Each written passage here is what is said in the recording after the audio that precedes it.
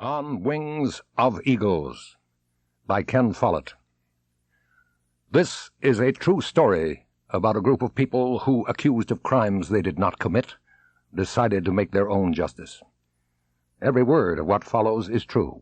This is not a fictionalization or a non-fiction novel. What you are about to hear is what really happened.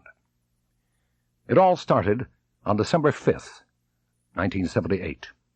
J. Coburn, Director of Personnel for Electronic Data Systems Corporation, Iran, sat in his office in uptown Tehran with a lot on his mind. The office had a parquet floor, smart wood executive desk, and a picture of the Shah on the wall. Coburn was a tall, broad-shouldered man. Although he was only 32, he had an air of early maturity, the look of a man who grew up too fast. As personnel director, he held in his hands the safety of 131 American employees and their 220 dependents in a city where mob violence ruled the streets. Today, like every day, he was making phone calls around Tehran, trying to find out where the fighting was, where it would break out next, and what the prospects were for the next few days. Today, the city was relatively quiet. There were no major demonstrations. The last outbreak of serious trouble had been 3 days earlier, on December 2nd, the first day of the general strike, when several hundred people had been reported killed in street fighting. According to Coburn's sources, the lull could be expected to continue until December 10th, the Muslim holy day of Ashura. A series of nasty incidents had convinced him that anti-American feeling was growing rapidly. A card had been pushed through his door, saying, "If you value your life and possessions, get out of Iran." Friends of his had received similar postcards. Spray can artists had painted "Americans live here" on the wall of his house. Now Coburn heard on the grapevine there was wild talk in the mosques and bazaars of a holy war against Americans, beginning on Ashura. Coburn's thoughts were interrupted by a tap at the door, and Rashid walked in. A short, stocky man of about 50 with a luxuriant mustache, he worked for Coburn as an administrative assistant, dealing with the Iranian bureaucracy. He spoke fluent English and was highly resourceful. Coburn liked him a lot. Rashid had gone out of his way to be helpful when Coburn's family arrived in Iran. "Come in," Coburn said. "Sit down. What's on your mind?" "It's about Farah." Coburn nodded. Farah was Rashid's daughter, and she worked with her father. Her job was to make sure that all American employees always had up-to-date visas and work permits. "The police asked her to take 2 American passports from our files without telling anyone." Coburn frowned. "Any passports in particular?" "Paul Chiapperone's and Bill Gaylord's." Paul was Coburn's boss, the head of Electronic Data Systems Corporation, Iran. Bill was second in command and manager of their biggest project, the contract with the Ministry of Health. "What the hell is going on?" Coburn said. Rashid continued. "The officer told her to get the passports and residence permits of both Mr. Gaylord and Mr. Chiapperone and bring them to him. She was to do it quietly, not to cause alarm." "And what did she say?" Coburn asked. "She told him she could not bring them today. He instructed her to bring them tomorrow morning. He told her she was officially responsible for this, and he made sure there were witnesses to these instructions." "Hey, this doesn't make any sense," Coburn said. "If they learn that Farah has disobeyed them, we'll think of a way to protect her," Coburn said. "They didn't say why they wanted the passports?" "They did not." On the ground floor of the building, Paul Chiapperone sat in his office. He, too, had a parquet floor, an executive desk, a picture of the Shah on the wall, and a lot on his mind. Paul was 39 years old, of middle height, a little overweight, mainly because he was fond of good food. With his olive skin and thick black hair, he looked very Italian. His job was to build a complete modern social security system in a primitive country. It was not easy. In the early 70s, Iran had had a rudimentary social security system which was inefficient at collecting contributions and so easy to defraud that one man could draw benefits several times over for the same illness. When the Shah decided to spend some of his $20 billion a year in oil revenues creating a welfare state, EDS got the contract. When Paul and his family arrived in Iran in August of 1977, the petrodollar boom was already over. The government was running out of money. That year, an anti-inflation program increased unemployment just when a bad harvest was driving yet more starving peasants into the cities. The tyrannical rule of the Shah was weakened by the human rights policies of American President Jimmy Carter. The time was ripe for political unrest. Martial law was declared on September 7, 1978. The Minister of Health and Social Welfare, Dr. Shah, generally called Dr. Shako, was arrested under Article 5 of martial law, which permitted a prosecutor to jail anyone without giving a reason. Also in jail was Deputy Minister Reza Nekbat, with whom Paul had worked closely. The ministry still had not paid its June bill, nor any since, and now owed EDS more than $4 million. On November 14th, Paul wrote to Dr. Haidar Goli Emrani, the deputy minister in charge of the Social Security Organization, giving formal notice that if the ministry did not pay up within a month, EDS would stop work. The threat was repeated on December 4th by Paul's boss, the president of EDS World, at a personal meeting with Dr. Emrani. That was yesterday. If EDS pulled out, the whole Iranian Social Security system would collapse. Yet it was becoming more and more apparent that the country was bankrupt and simply could not pay its bills. What, Paul wondered, would Dr. Emrani do now? He was still wondering when Jay Coburn walked in with the answer. At first, however, it did not occur to Paul that the attempt to steal his passport might have been intended to keep him, and therefore EDS, in Iran. Coburn said, "The first question is, what do we do about Farah? She could be in trouble." Well, say senior executives don't have to keep their passports in the office. That might work. I'll discuss it with her and Majid. Are we going? Coburn then asked. I don't know. Every day for weeks they'd asked each other that question. Paul knew that his ultimate boss back in Dallas wanted him to evacuate, but it meant abandoning the project on which he'd worked so hard for the last 16 months. I don't know, he repeated. I'll call Dallas. That night, Coburn was at home and fast asleep when the phone rang. He picked it up in the dark. Yeah? This is Paul. Oh, hello. Coburn turned on the light and looked at his wristwatch. It was 2 a.m. We're going to evacuate, Paul said. You got it. Coburn cradled the phone and sat on the edge of the bed. In a way, it was a relief. There would be 2 or 3 days of frantic activity, but then he would know that the people whose safety had been worrying him for so long were back in the States, out of the reach of these crazy Iranians. Coburn's logistics group went to work making plane reservations. As soon as the reservations were confirmed, 2 top executives at EDS headquarters, Merv Stauffer and T.J. Marquez, left Dallas for Istanbul to meet the evacuees, shepherd them to hotels, and organize the next stage of their flight back home. Paul proposed that a skeleton staff of about 10 senior men stay behind to keep the office ticking over, in the hope that Iran would quiet down and EDS would eventually be able to resume working normally. Dallas agreed. Among those who volunteered to stay were Paul himself, his deputy, Bill Gaylord, Jay Coburn, and most of Coburn's evacuation logistics group. While Coburn was running the evacuation, Paul had been trying to find out who wanted to confiscate his passport and why. His administrative assistant, Rich Gallagher, was a young American who was good at dealing with Iranian bureaucracy. The day Farah was asked to take the passports, December 5th, Gallagher visited the U.S. Embassy. The Consul General, Lou Goltz, offered to hold the passports and residence permits of Paul and Bill for safekeeping. That way, if the police made a formal demand for the documents, EDS would be able to refer them to the embassy.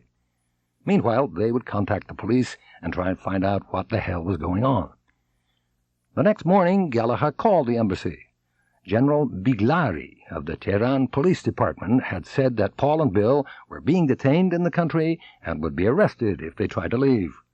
They were being held as material witnesses in an investigation. The following day, December 8th, the day of the evacuation, Lou Goltz called EDS. He had found out through a source at the Iranian Ministry of Justice that the investigation, in which Paul and Bill were supposed to be material witnesses, was an investigation into corruption charges against the jailed Minister of Health, Dr. Sheikh. It was something of a relief to Paul to know at last what the whole thing was about. He could happily tell the investigators the truth. EDS had paid no bribes. Paul had nothing to fear, if Goltz's source was telling the truth. But was he? Dr. Sheikh had been arrested 3 months ago. Was it a coincidence that the Iranians had suddenly realized that Paul and Bill were material witnesses when Paul told them that EDS would leave Iran unless the ministry paid its bills? Contrary to expectations, Ashura passed relatively peacefully. After Ashura, Paul and Bill considered skipping the country, but they were in for a shock. As a preliminary, they asked Lou Goltz at the embassy to give them back their passports. Goltz said that if he did, he'd be obliged to inform General Biglari. That would amount to a warning to the police that Paul and Bill were trying to sneak out. Paul was furious. Goltz was under no obligation to tell the police what he did with an American passport. It was not his job to help the police detain Paul and Bill in Iran, for God's sake. The embassy was there to help Americans, wasn't it? When the news that Paul and Bill were well and truly stuck in Iran reached Dallas, EDS and its lawyers went into high gear. Neither the embassy nor EDS lawyers in Tehran had been able to find out who had ordered Paul and Bill detained. It was Majid, Farah's father, who eventually got the information out of General Biglari. The investigator was examining Magistrate Hossein Dadgar, a mid-level functionary within the office of the public prosecutor in a department that dealt with crimes by civil servants and had very broad powers. Dadgar was conducting the inquiry into Dr. Sheikh, the jailed former Minister of Health. Since the embassy could not persuade the Iranians to let Paul and Bill leave the country, but not give back their passports quietly, could they at least arrange for this Dadgar to question Paul and Bill as soon as possible so they could get home for Christmas? Christmas did not mean much to the Iranians, said Goltz, but New Year did, so he would try to fix a meeting before then. Paul packed his bags, closed up his house, and moved into the Hilton, ready to go home at the first opportunity. 2 days after Christmas, the embassy called. They had succeeded in setting up a meeting for Paul and Bill with examining Magistrate Hossein Dadgar. The meeting was to take place the following morning, December 28th, at the Ministry of Health building. Bill Gaylord came into Paul's office a little after 9, carrying a cup of coffee, dressed in the EDS uniform. Business suit, white shirt, quiet tie, black brogue shoes. Like Paul, Bill was 39, of middle height and stocky, but there the resemblance ended. Paul had a dark coloring and was often mistaken for an Iranian. Bill had a flat, round face and very white skin. Nobody would take him for anything but an Anglo. They had a lot in common. Both were Roman Catholic, and they both had joined EDS in the mid-60s. It was almost over. Today they would see Dadgar and get their passports back.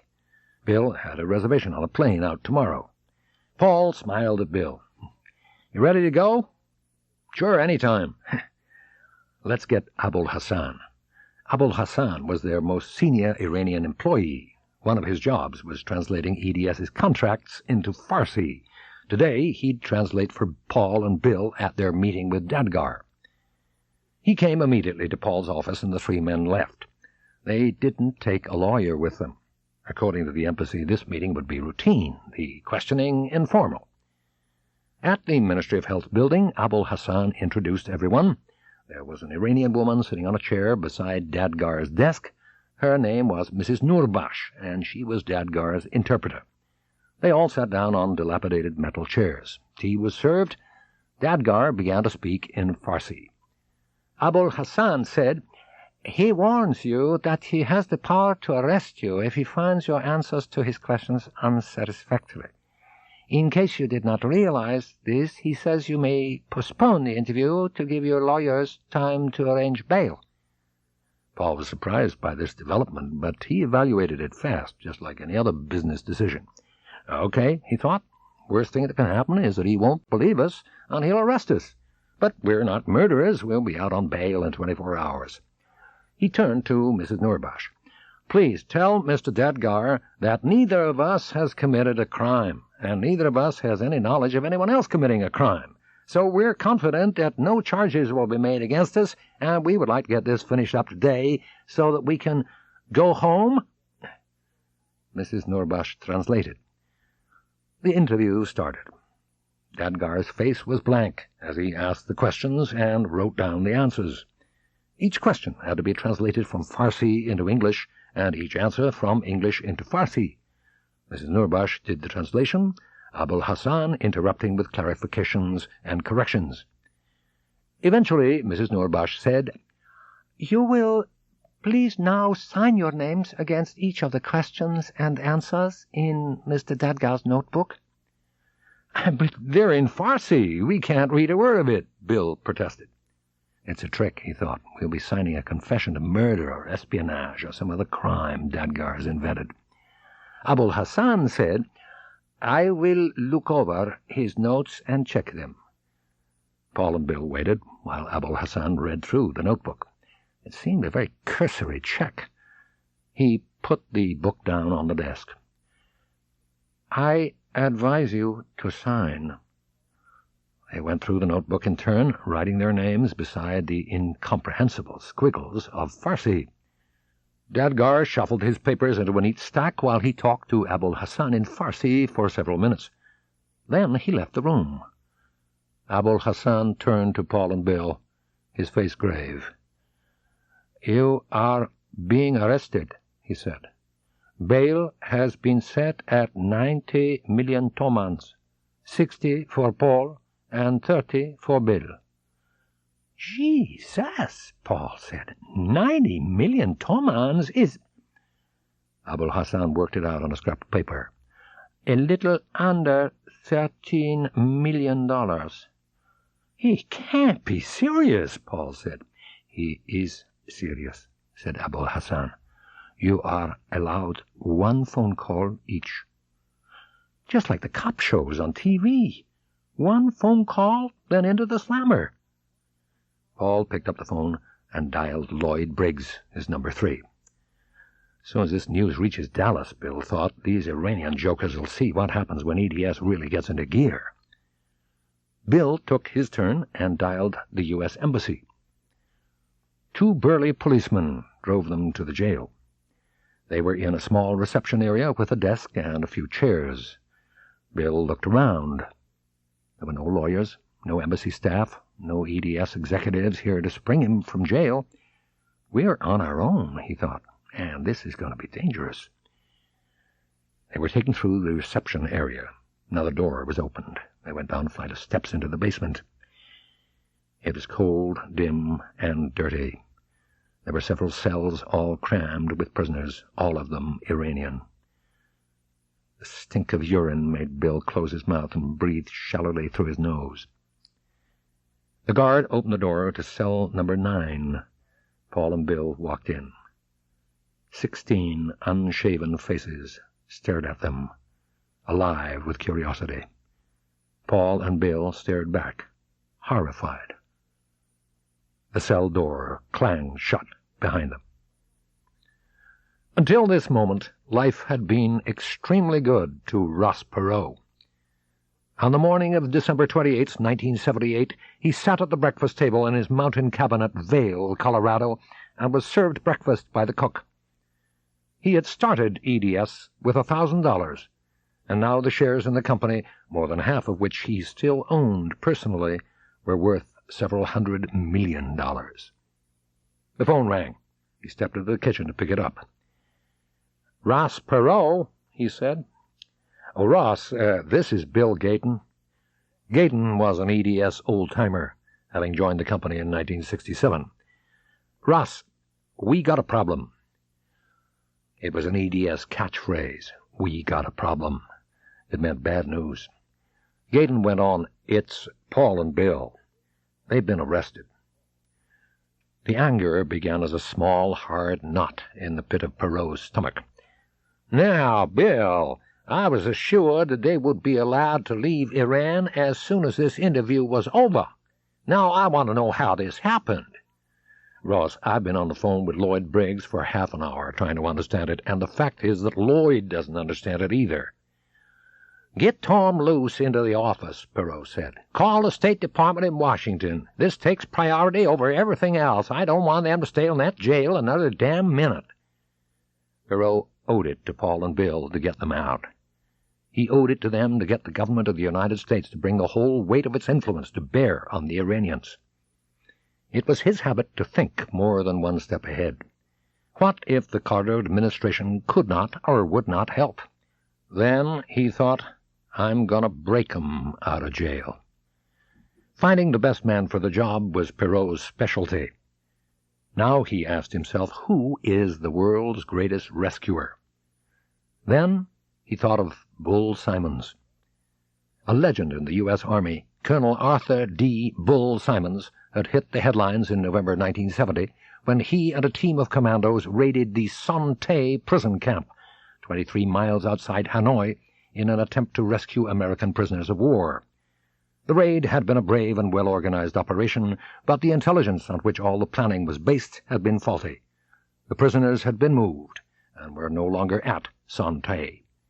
The raid was widely regarded as a fiasco, which in Perot's opinion was grossly unfair. He'd been invited to meet the Son Tay raiders to boost their morale by telling them that here at least was one American citizen who was grateful for their bravery. He'd spent a day at Fort Bragg in North Carolina, and he'd met Colonel Simons. In the Vietnam War, Simons had run Operation White Star. He went to Laos with 107 men and organized 12 battalions of Mao tribesmen to fight the Vietnamese. One of the battalions defected to the other side, taking as prisoners some of Simons' Green Berets. Simons took a helicopter and landed inside the stockade where the defecting battalion was. On seeing Simons, the Laotian colonel stepped forward, stood at attention, and saluted. Simons told him to produce the prisoners immediately, or he'd call an airstrike and destroy the entire battalion. The colonel produced the prisoners.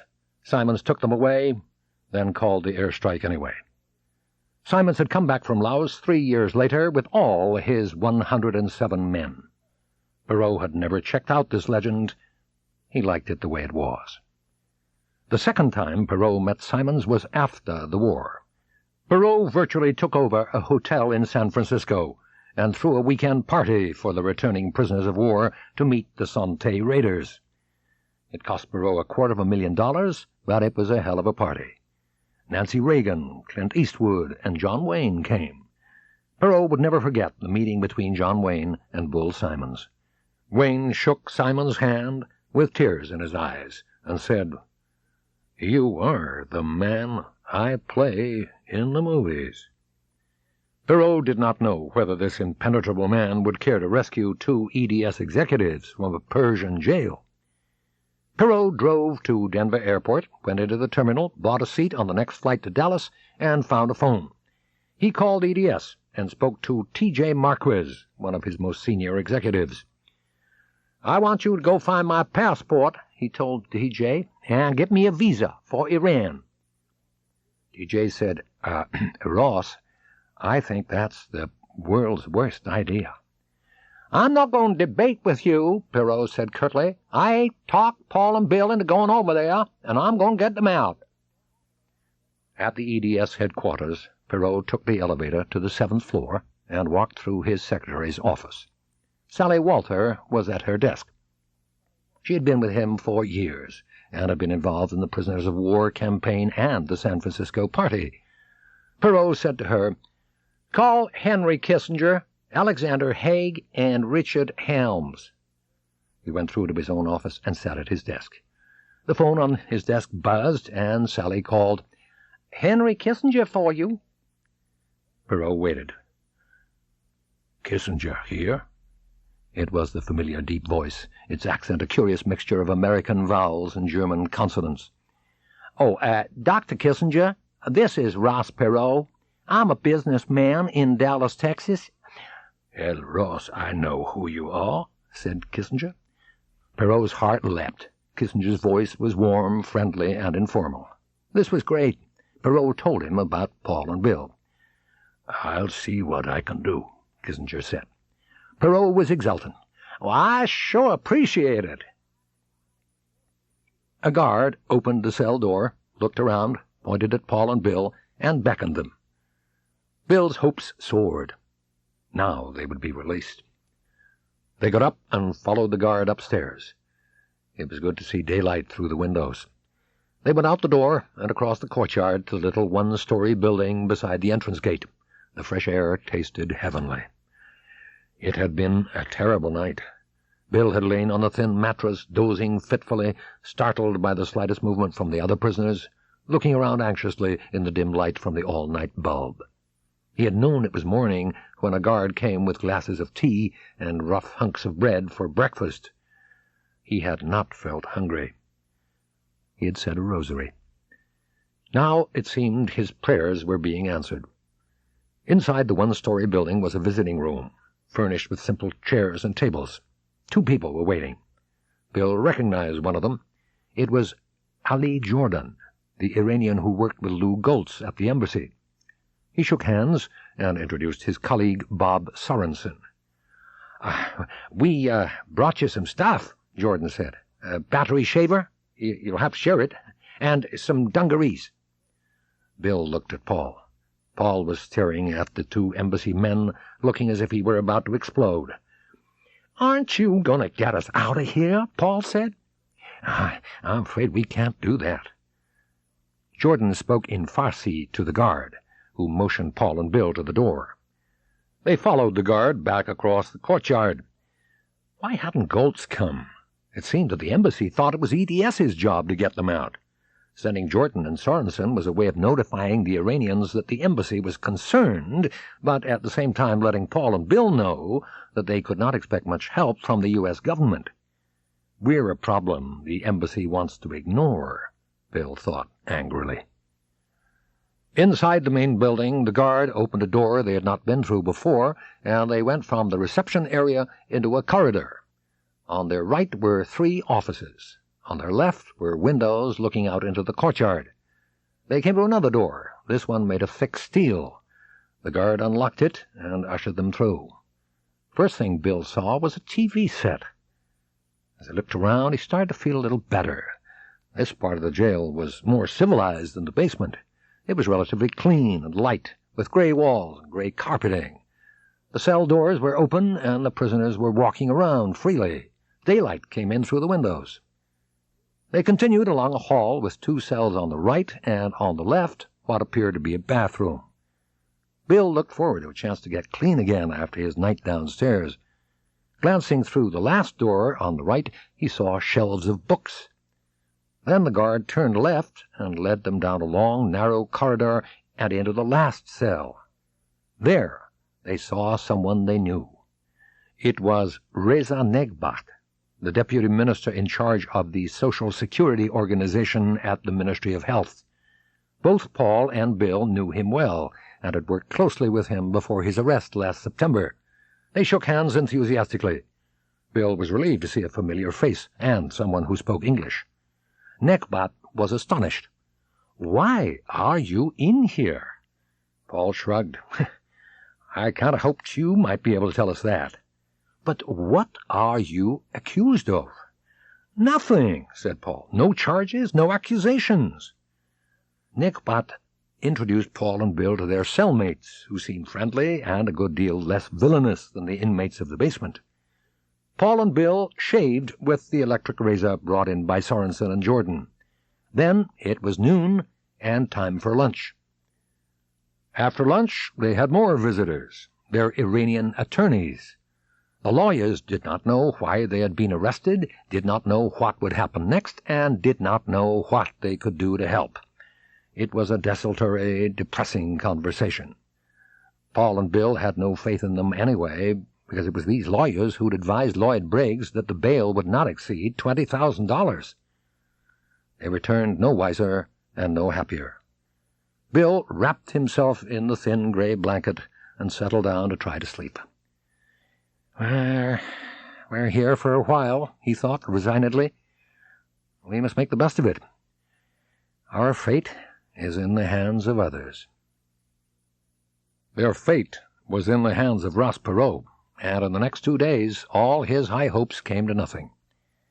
At first, the news had been good. Kissinger called back on Friday, December 29th, to say that Adesir Zaidi would get Paul and Bill released. The disappointment in Washington had been Richard Helms, former U.S. ambassador to Tehran, whom Perot knew. He had said candidly that his old friends no longer had any influence. EDS consulted 3 separate Iranian lawyers.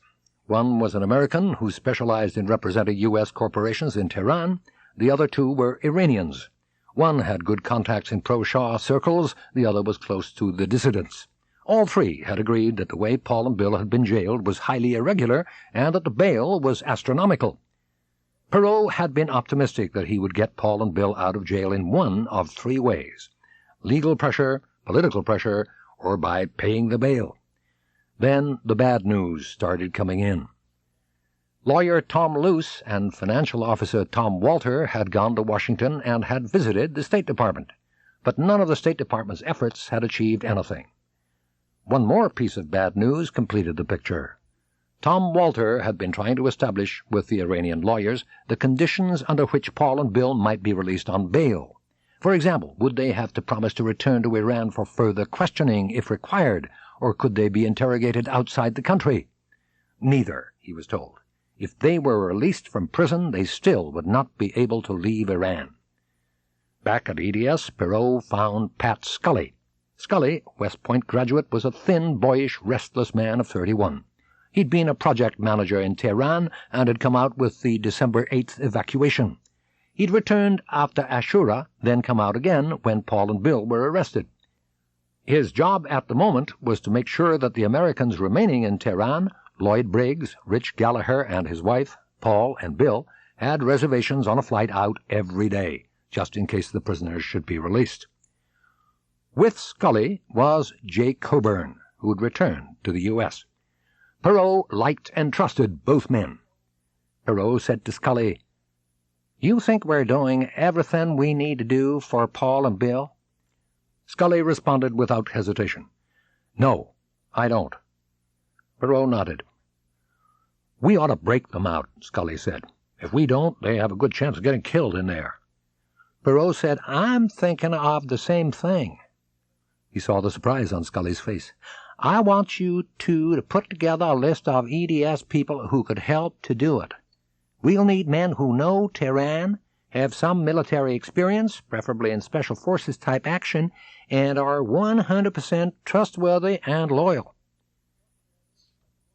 "We'll get on it right away," Scully said enthusiastically. Perot's phone rang. "Ross Perot?" "Hold the line for Henry Kissinger, please." A moment later, Perot heard the familiar guttural accent. "Hello, Ross." "Yes." Perot held his breath. "I have been assured that your men will be released tomorrow at 10 a.m. Tehran time." Perot let out his breath in a long sigh of relief. "Oh, Dr. Kissinger, that's just about the best news I've heard since I don't know when. I can't thank you enough." "The details are to be finalized today by U.S. Embassy officials and the Iranian Foreign Ministry, but this is a formality. I have been advised that your men will be released." It was 9:30 in the morning in Tehran, midnight in Dallas. Perot sat in his office, waiting. At 1 o'clock, Perot called Tehran. There was no news. Well, he thought, everyone says the Iranians have no sense of time. At 1:30, Perot called the EDS office in Tehran again. Still there was no news.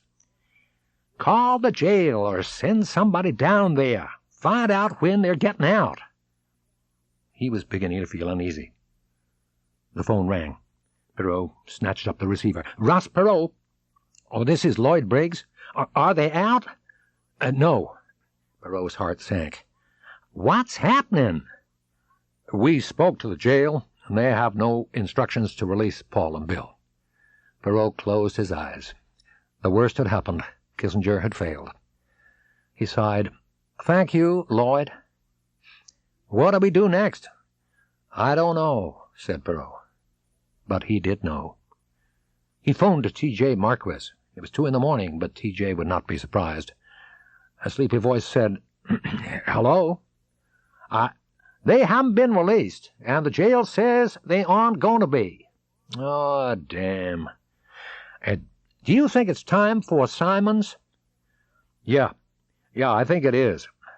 "Do you have his number?" "No, but I can get it." "All right, call him," said Perot. T.J. did as he was told. Bull Simons?" "Yeah." "This is T.J. Marquis from EDS in Dallas." Simons remembered. EDS, Ross Perot, the POW campaign, the San Francisco party. Hello, Tom." "Bull, I'm sorry to wake you." It's okay. What can I do for you?" We have 2 people in jail in Iran, and it looks like we may not be able to get them out by any conventional means. Would you be willing to help us?" Would he be willing? Hell, yes, Simon said. When do we start? Ross Perot drove out of EDS, heading for the Hilton Inn. He was about to ask 7 men to risk their lives. Scully and Coburn had made their list. Their own names were at the top, followed by 5 more. How many American corporate chiefs in the 20th century had asked 7 employees to perpetrate a jailbreak? Probably none. During the night, Coburn and Scully had called the other 5, who were scattered all over the United States, staying with friends and relations after their hasty departure from Tehran. Each had been told only that Perot wanted to see him in Dallas today. J. Coburn looked around. There were 4 other men in the room: Pat Scully, Glenn Jackson, Ralph Boulware, and Joe Pochet. 2 more were on their way. Jim Schwebeck was coming from Eau Claire, Wisconsin, and Ron Davis from Columbus, Ohio. The dirty dozen they were not.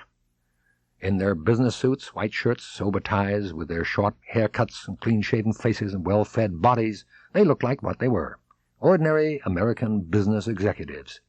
It was hard to see them as a squad of mercenaries. Joe Pochet was a short, quiet man of 32 who kept his emotions locked away. His voice was always low and even, his face generally blank. He'd spent 6 years in the Army and seen action as a commander of a howitzer battery in Vietnam. Ralph Boulware was a full 5 inches taller than Pochet.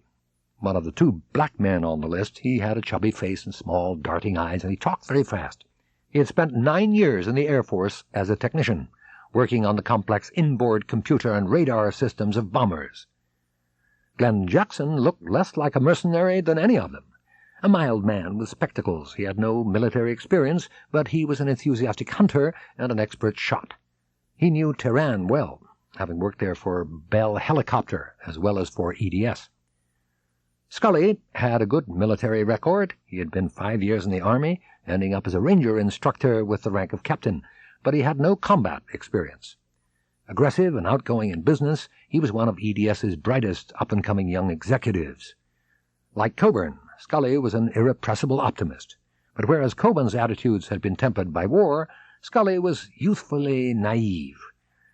If this thing gets violent, Coburn wondered, will Scully be hard enough to handle it?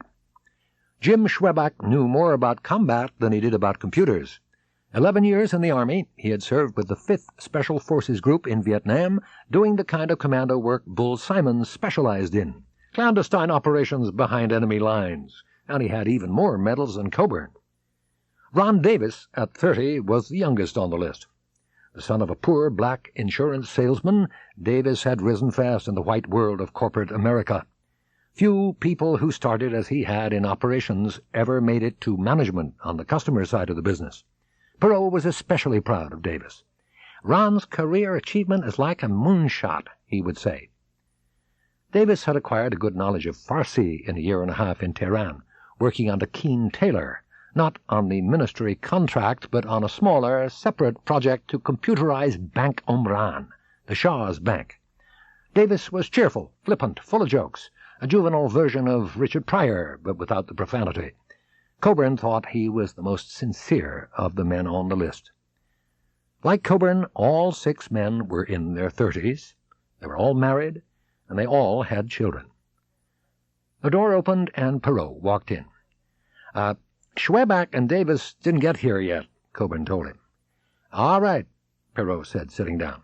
I'll have to see them later. Send them to my office as soon as they arrive. I'll tell them exactly what I'm going to tell you all. He paused again, as if gathering his thoughts. Then he frowned and looked hard at them.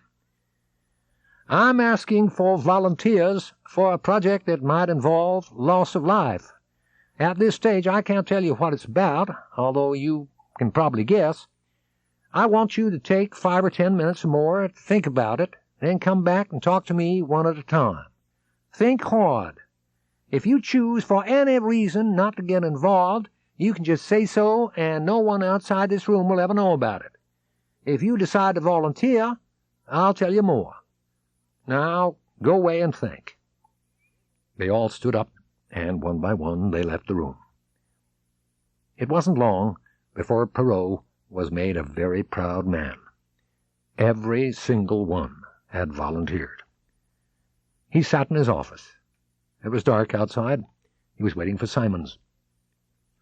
Smiling J. Coburn, boyish Pat Scully, Joe Pochet, the man of iron, Ralph Bulwer, tall, black, and skeptical, mild-mannered Glenn Jackson, Jim Schweback, the scrapper, Ron Davis, the comedian. Every single one. He was grateful, as well as proud, for the burden they'd shouldered was more his than theirs. Perot heard voices in the outer office. They had arrived. He stood up, and Simons walked in with T.J. Marquez and Merv Stauffer.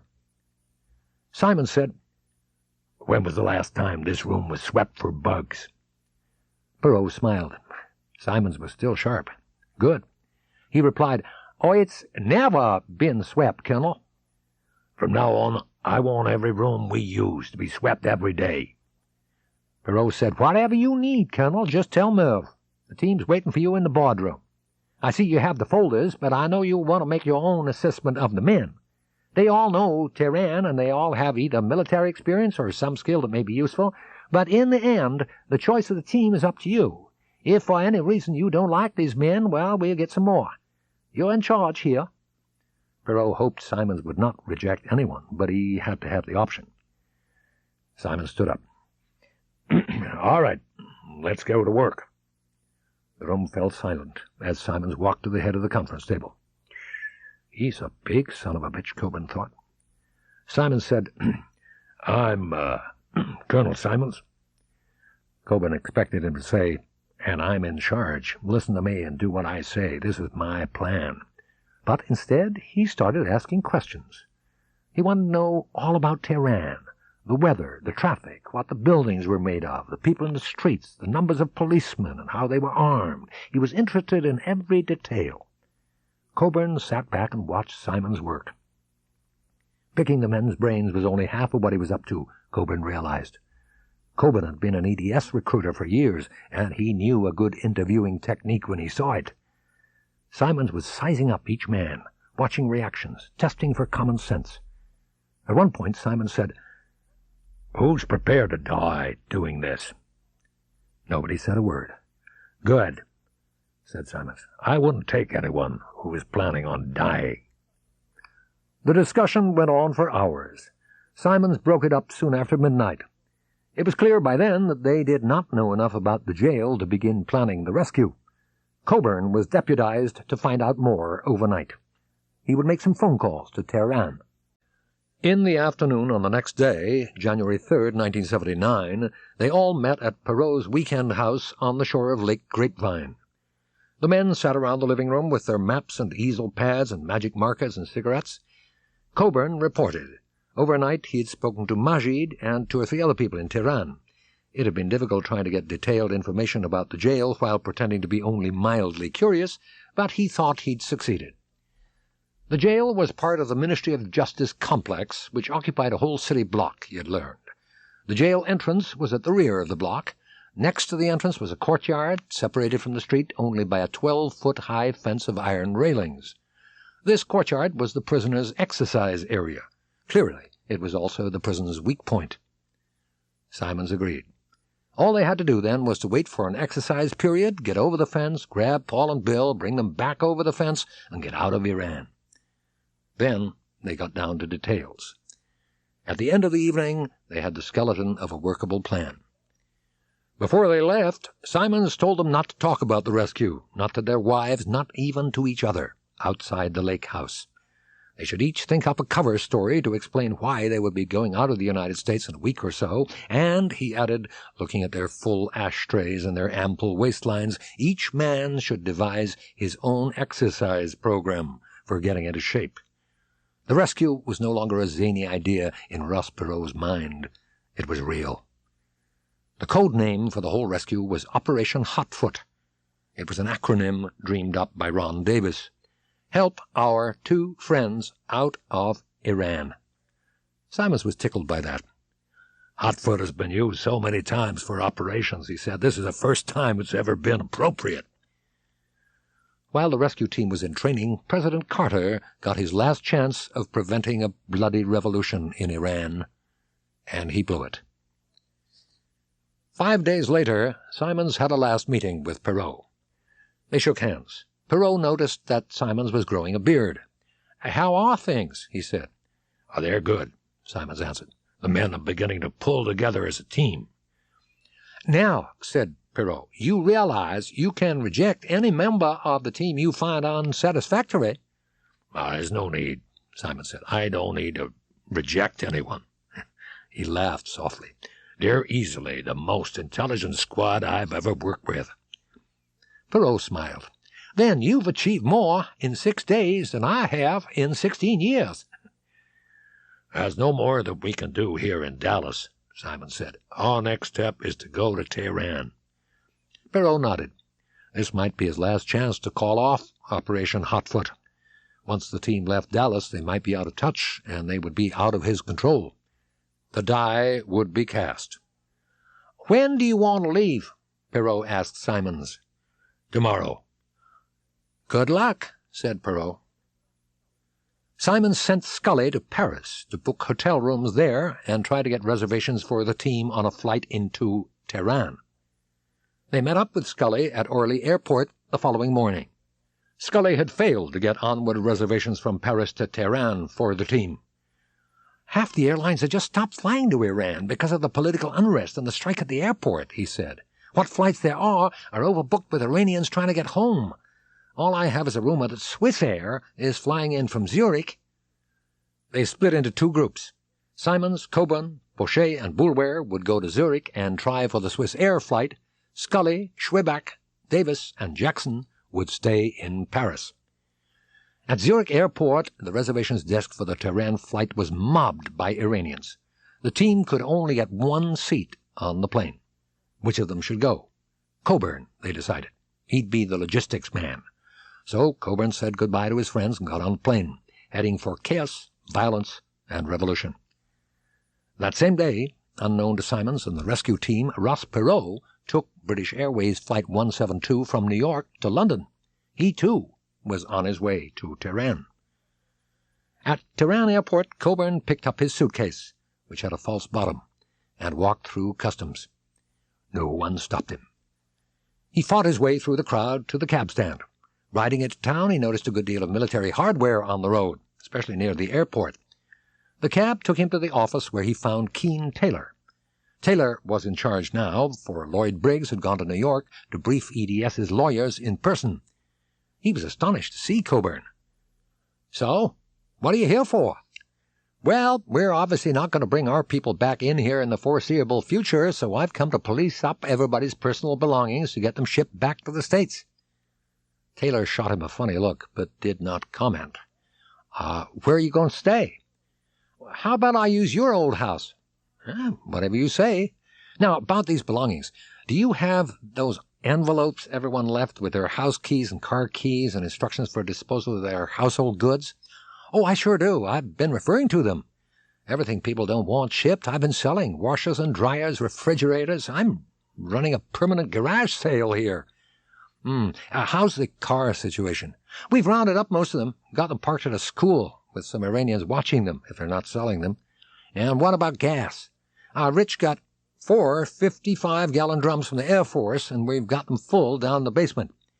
Yeah, I'm going to need 12 cars. 12 cars, huh, Jay? That's what I said. Well, you don't have to stash them at my house. It's got a big walled courtyard. Would you, for any reason, like to be able to get the cars refueled without any of the Iranian employees seeing you? I sure would. Well, then just bring an empty car to the Hyatt, and I'll swap it for a full one. Right. How many Iranians do we still have? 10 of the best, plus 4 drivers. I'd like a list of their names. Did you know Ross is on his way in? Shit, no. Coburn was astonished. Yeah, I just got word. He's bringing Bob Young from Kuwait to take over this administrative stuff from me, and John Howell to work on the legal side. They want me to work with John on the negotiations and bail. Is that a fact? Coburn wondered what was on Perot's mind. Okay, I'm taking off for your place. Hey, Jay, why don't you tell me what's up? No, there's nothing I can't tell you. Screw you, Coburn. I want to know what's going down. You got all I'm going to tell you. Screw you again. Well, you see what cars you get. You'll be lucky if they have steering wheels. Sorry. Jay. Yeah? That's the funniest looking suitcase I've ever seen.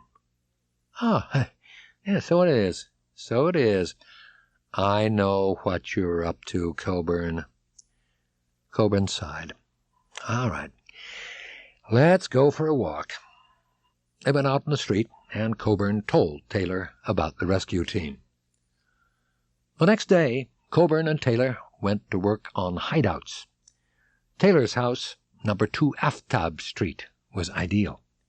Using the street map of Tehran on the wall of Coburn's office, which had, since the evacuation, been marked with the location of every EDS house in the city, they picked 3 more empty houses as alternative hideouts.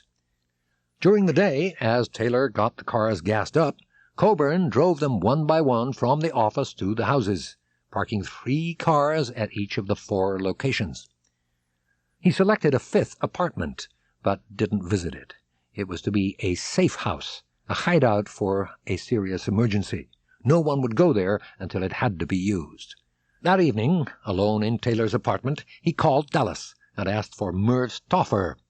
Stauffer was cheerful as always. "Hi, Jay! I'm glad you called, because I have a message for you." It was good news. Simons and Joe Pache were arriving in Tehran the next day. By January 11th, the day Coburn arrived in Tehran and Perot flew to London, Paul and Bill had been in jail exactly 2 weeks. In that time they had showered once. When the guards learned that there was hot water, they gave each cell 5 minutes in the showers. Modesty was forgotten as the men crowded into the cubicles for the luxury of being warm and clean for a while. They washed not only themselves, but all their clothes as well. After a week, the jail had run out of bottled gas for cooking, so the food, as well as being starchy and short on vegetables, was now cold. Fortunately, they were allowed to supplement the diet with oranges, apples, and nuts brought in by visitors. One of those visitors was Dr. Ahmad Houman, the attorney Briggs had retained to replace the Iranian lawyers who'd given bad advice on the bail. Houman had visited them during their first week in jail. "Dadgar's office is very powerful," Houman told him, "but in this case he is out on a limb. He did not have cause to arrest you, and the bail is exorbitant." Paul began to feel good about Houman. He seemed knowledgeable and confident. "So, what are you going to do?" "My strategy will be to get the bail reduced." "How?" "First, I will talk to Dadgar. I hope I will be able to make him see how outrageous the bail is.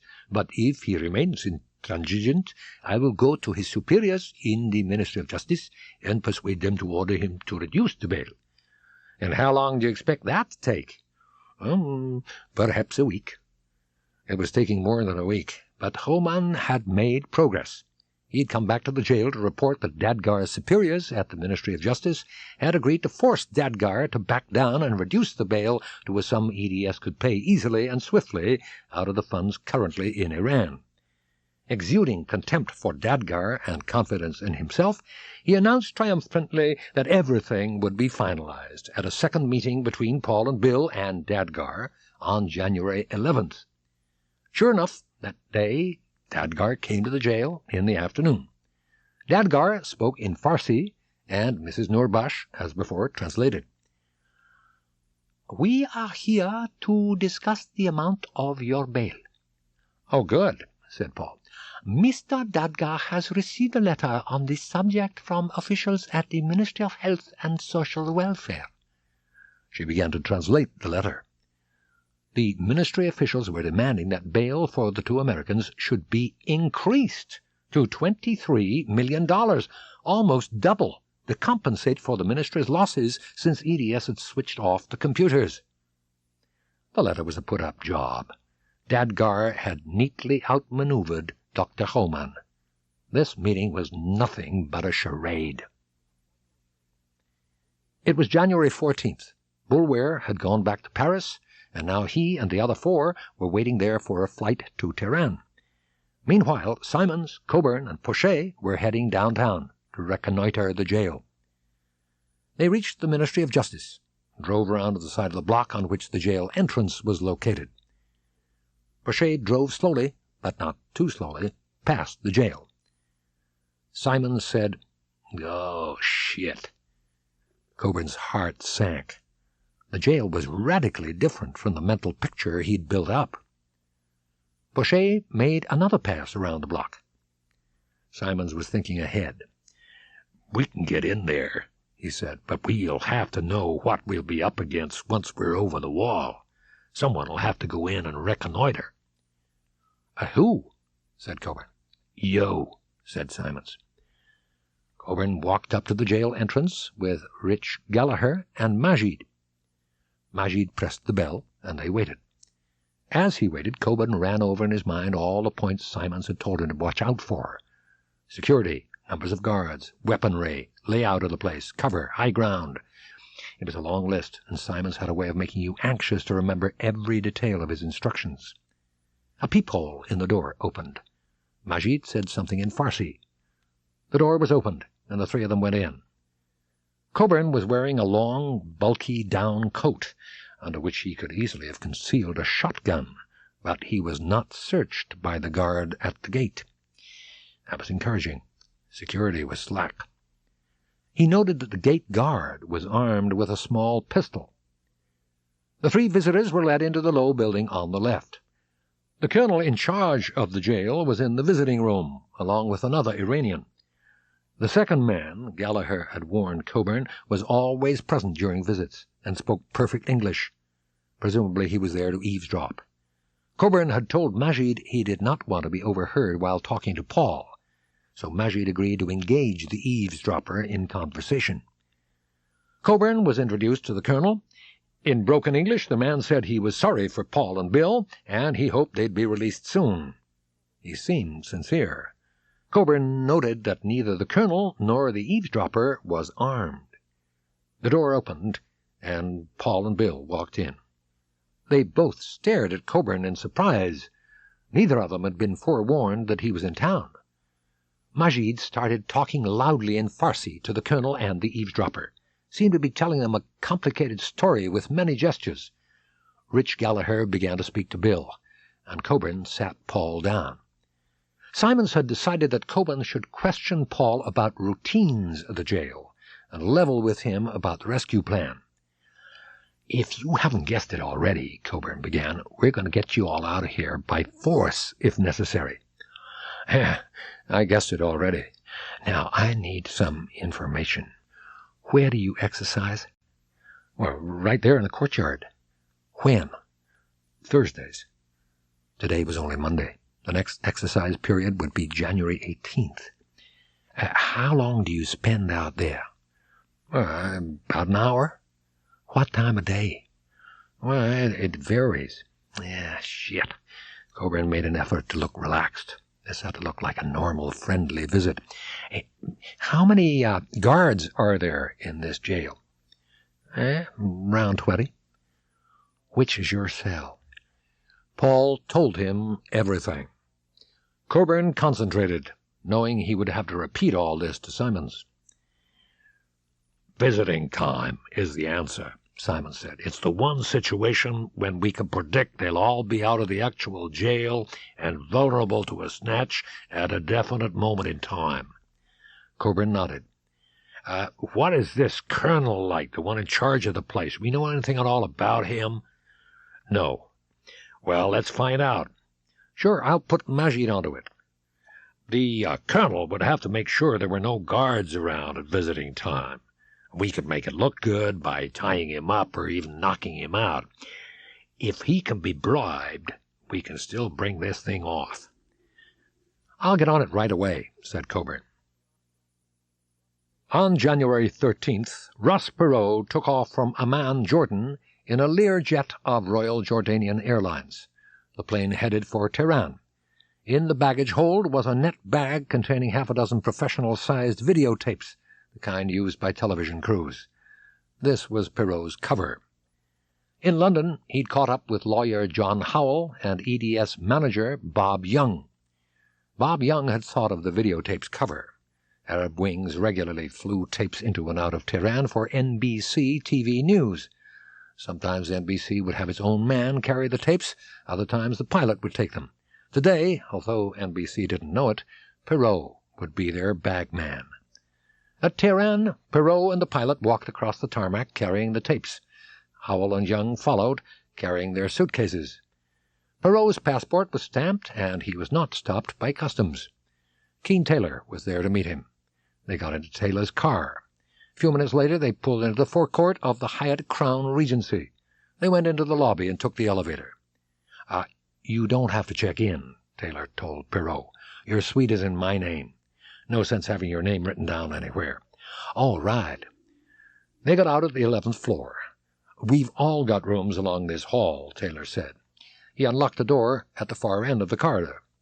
Taylor left him to settle in, and a little while later Perot went to find Taylor's room and get a briefing. He banged on Taylor's door and walked in. "Okay, Keen," he said.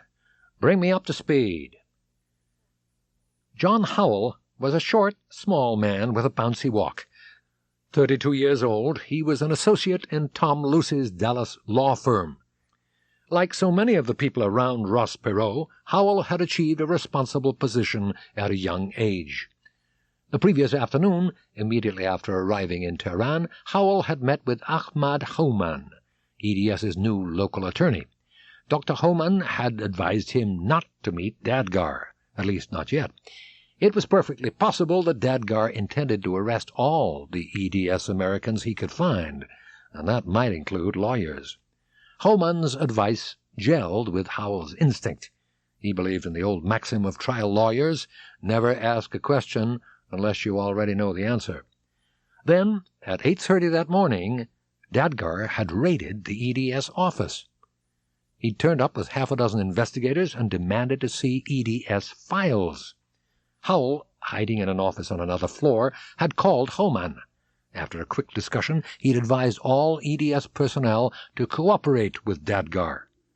Meanwhile, Howell snuck out of the building, met Dr. Houman, and went to the Ministry of Justice. Howell and Houman had an appointment with Dr. Kian, Dadgar's superior.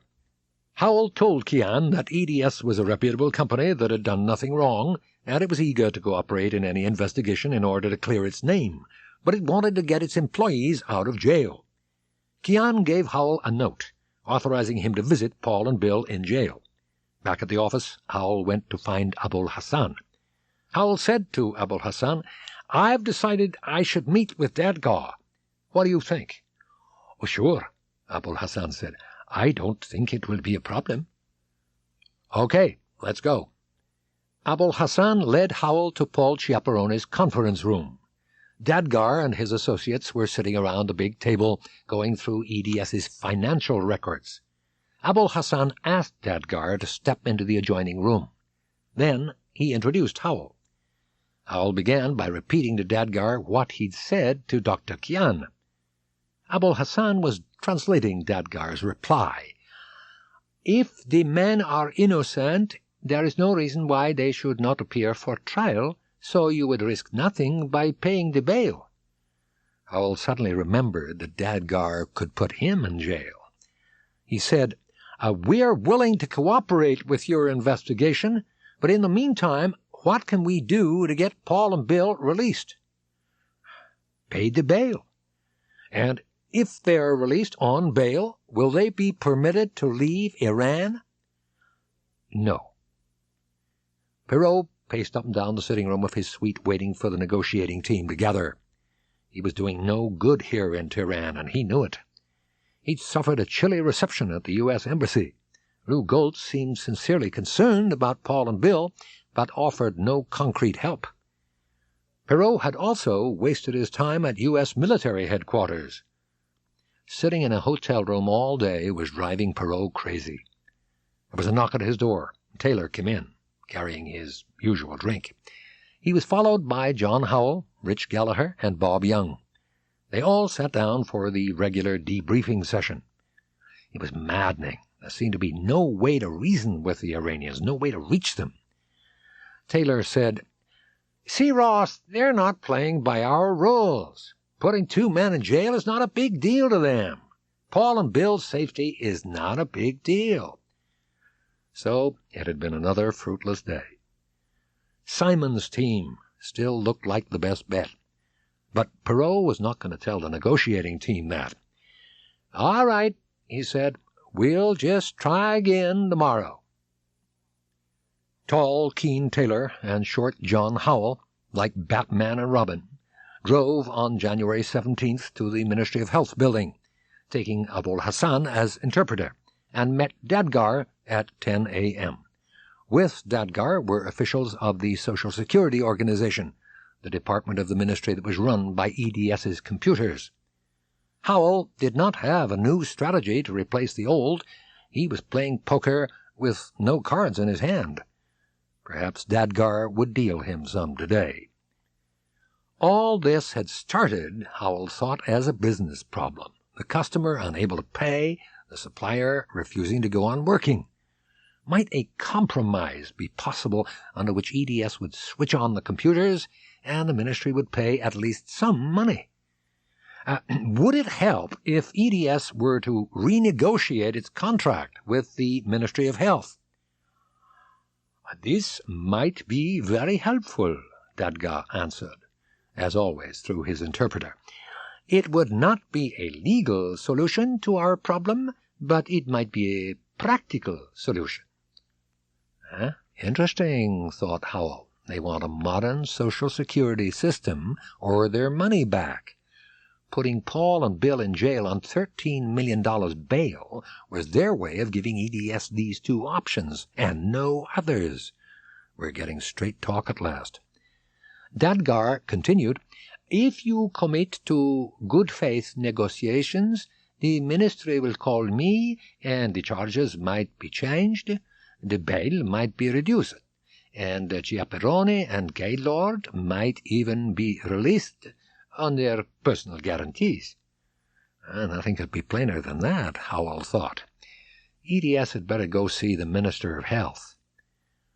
When Bakhtiar became Prime Minister, there had been a new Minister of Health. Who, Howell wondered, was the new guy, and what was he like?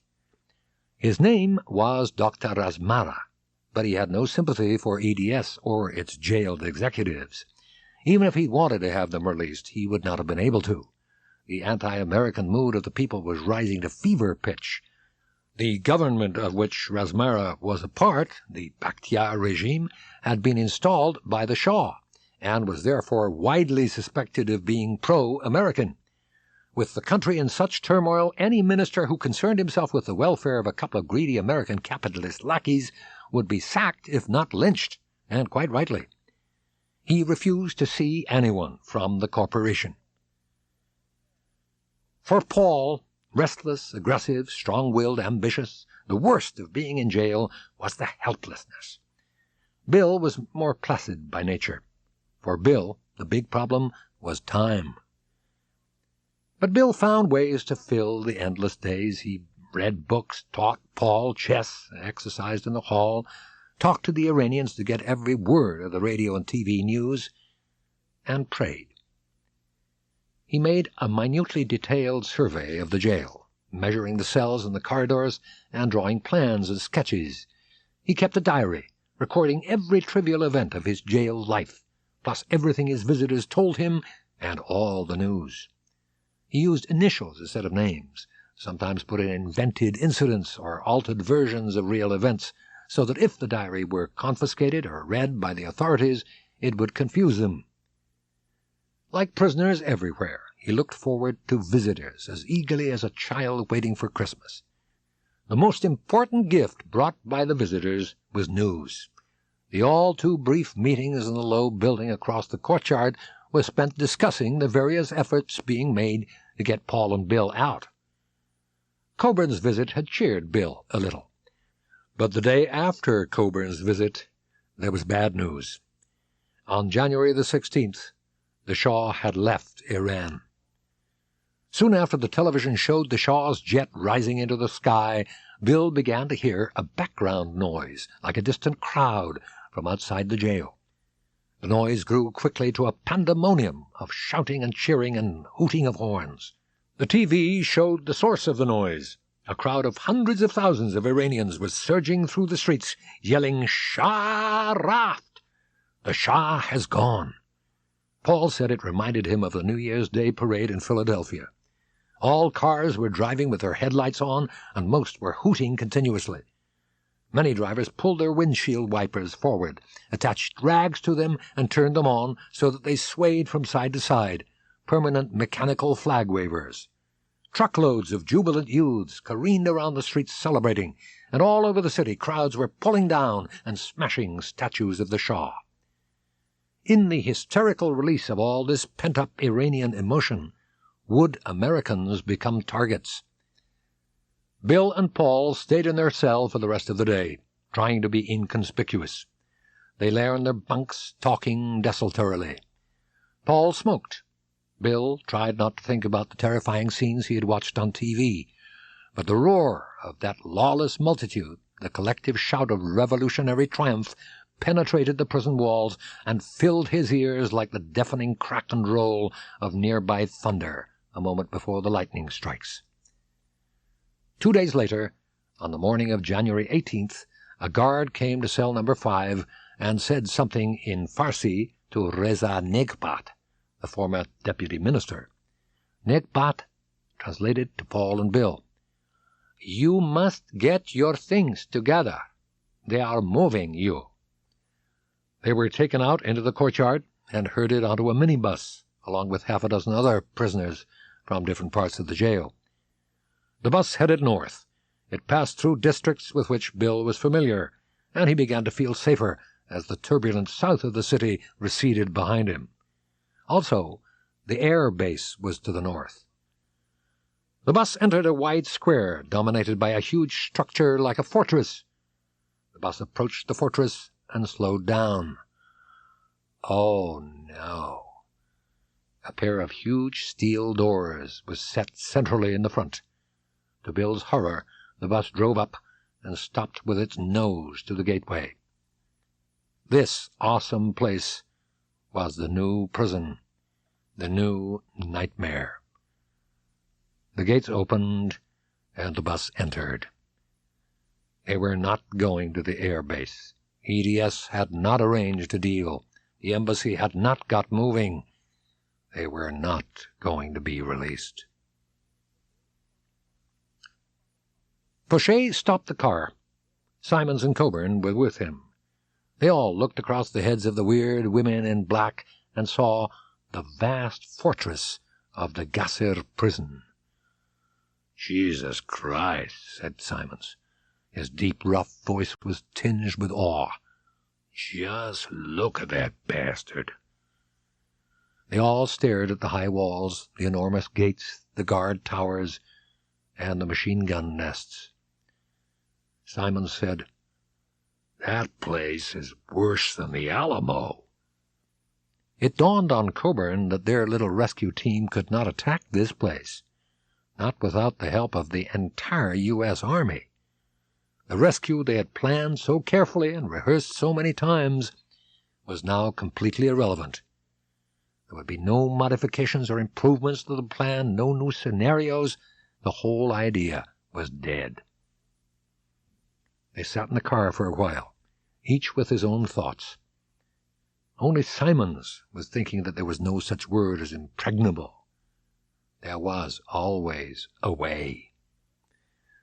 The American Embassy's Volkswagen minibus threaded its way through the streets of Tehran, heading for Qasr Square. Ross Perot sat inside. It was January 19th, the day after Paul and Bill were moved, and Perot was going to visit them in the new jail.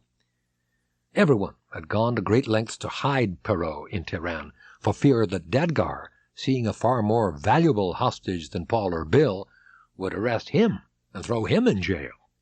But Perot's hopes were pinned on the notorious inability of governments everywhere to let their right hand know what their left is doing. Nevertheless, he was taking precautions. He would go in with a group of people. Rich Gallagher and Jay Coburn were on the bus, as well as some embassy people who were going to visit an American woman in the jail. The bus entered Qasr Square, and they all got out. Perot saw a television camera near the present entrance. His heart missed a beat. It was an American crew. He kept his head down. The television crew seemed to be taking no notice of him. A minute later, a little door in one of the gates swung open, and the visitors stepped inside. The door clanged shut behind them. Perot showed his passport. The clerk waved him on. He walked into a waiting room and stopped dead. Standing there, talking to an Iranian in a general's uniform, was Ramsey Clark, a Texan who'd been U.S. Attorney General under President Lyndon B. Johnson. Perot had met him several times, and he knew Clark's sister, Mimi, very well. For a moment, Perot froze. That explains the television cameras, he thought. He made a snap decision. He walked over to Clark, stuck out his hand, and said, "Well, hello, Ramsey. Why, what are you doing in jail?" They shook hands. "How's Mimi?" Perot asked, before Clark had a chance to perform introductions. Clark said, Mimi's fine." "Well, good to see you," Perot said, and walked on. That had been a close shave. The Qasr prison was part of a large military complex. On its west side was the old Qasr Gazar Palace, which had been turned into a police academy by the Shah's father. The prison compound had once been the palace gardens. To the north was a military hospital. To the east, an army camp where helicopters took off and landed all day. The compound itself was bounded by an inner wall 25 or 30 feet high, and an outer wall 12 feet high. Inside were 15 or 20 separate buildings, including a bakery, a mosque, and 6 cell blocks, one reserved for women. Paul and Bill were in building number 8. The food here was better than at the first jail. The routine was relaxed. There were no set times for getting up and going to bed. There was a visiting room on the ground floor of building number 8, but today, without explanation, they were taken out of the building and along the street. Paul couldn't believe his eyes. "My God," he said delightedly, "it's Ross." Perot was grinning broadly. Paul shook his hand and then embraced him. Bill said, "Ross, what in the world are you doing here? Have you come to take us home?" "Well, not quite," Perot said. "Not yet." The guards gathered at the far end of the room to drink tea. The embassy staff who'd come in with Perot sat around another table talking to a woman prisoner. "If all this fails," Perot was saying, "we have another team in town who will get you out of here by other methods.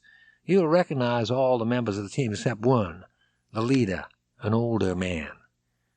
Paul said, "I have a problem with that, Ross. Why should a bunch of guys get cut up for the sake of 2? Bill wondered just what was being planned. Would a helicopter fly over the compound and pick them up? Would the U.S. Army storm the walls? It was hard to imagine, but with Perot, anything could happen. Coburn said to Paul, "I want you to observe and memorize all the details you can about the compound and the prison routine, just like before. The guards came to break up the party. Visiting time was over. That night, Perot went to see Simons. The rescue team had moved out of Taylor's house. Taylor now met Dadgar face to face, and Dadgar had started examining EDS's records. It was possible, Simons had reasoned, that Dadgar would raid Taylor's house, looking for incriminating documents. "You've seen the new prison," Perot said. "Yeah," Simons rasped. "What do you think?" "The idea of taking that place with the kind of frontal attack we had in mind just isn't worth talking about." "Yeah, that's what I figured." "Which leaves a number of possibilities." "Oh, it does?" thought Perot. "Yeah, one, we may find a way to get Paul and Bill driven out of there in the trunk of a car. Two, there's still the negotiating team. And three, there's a revolution going on here. Sooner or later, the mob storms the prisons and lets everyone out." "Well, what can I do?" Perot asked. "Get back to the States. You're in danger here. I need you over there." Perot got a reservation on British Airways Flight 200, Tehran to London, via Kuwait, leaving at 10:20 a.m. on January 20th, the next day. Affable Bill Gaydon, the president of EDS World, was flying in to take over direction of the negotiating team, and by chance his flight came in while Perot was waiting to leave, and they had an opportunity to talk. In his suitcase, Gaydon had 8 American passports belonging to EDS executives who looked vaguely like Paul or Bill. "If Paul or Bill use those passports to cross the frontier, they'll be breaking the law." "Well, if we get that far, we'll break the law." Perot nodded. "Sure, yeah, it makes sense." The rescue team in Tehran now consisted of Simons, Coburn, Pochet, Scully, and Schwebeck. Simons decided that Bulwer, Davis, and Jackson would not come to Tehran. The idea of rescuing Paul and Bill by frontal assault was now dead, so he didn't need such a big team. He sent Glenn Jackson to Kuwait to investigate that end of the southerly route out of Iran. Bulwer and Davis went back to the States to await further orders. Rashid reported to Coburn that General Mokhari, the man in charge of the Gasir prison, was not easily corruptible. The idea of sneaking Paul and Bill out in the trunk of a car was put on the back burner for a while. For 2 or 3 days they concentrated on what they would do if Paul and Bill were released under house arrest. The snatch would be easy unless Dadgar put Paul and Bill under surveillance. Simons wanted also to prepare for the third possibility, that Paul and Bill would be released by a mob storming the prison. What then? Someone would have to look for Paul and Bill and bring them to safety. Simons told Coburn to speak to Paul about this possibility the next time he visited the jail, and instruct Paul to head for the Hyatt Hotel. Since an Iranian could go looking for Paul and Bill in the riots, Simons asked Coburn to recommend an Iranian employee of EDS who was really street smart. Coburn thought immediately of Rashid. Rashid was a 23-year-old who'd completed EDS's training program for systems engineers. Trouble with Rashid was you had to keep an eye on him, because he never consulted anyone before implementing his unconventional ideas. But he always got away with it. However, Simons would not trust Rashid on Coburn's say-so, so Coburn arranged a meeting. Simons was up to something, Rashid thought when they met, and it was not a business matter. Simons struck him as an experienced man. You could see that just by looking at his face. Rashid did not believe in experience. He believed in fast education, revolution, not evolution. "Do you know anything about the French Revolution?" Simons asked. A little. "This place reminds me of the Bastille, a symbol of oppression." It was a good comparison, Rashid thought. Simons went on. "The French revolutionaries stormed the Bastille and let all the prisoners out." I think the same will happen here. It is a possibility, at least. Simons nodded. If it happens, somebody ought to be here to take care of Paul and Bill. Oh, yes. That will be me, Rashid thought. They stood together in Gasser Square, looking at the high walls and the huge gates and the wailing women in their black robes. Rashid recalled his principle. Always do a little more than EDS asks of you. What if the mobs ignored Gasser prison? Maybe he should make sure they didn't. The mob was nothing but people like Rashid, young, discontented Iranian men who wanted to change their lives. He might not only join the mob, he might lead it. He might lead an attack on the prison. He, Rashid, might rescue Paul and Bill. Nothing was impossible. Coburn looked for ways of flying Paul and Bill out, but there were always police and military around airports. So, in the end, the team focused on getting out by road. Kuwait and Turkey were the destinations they favored.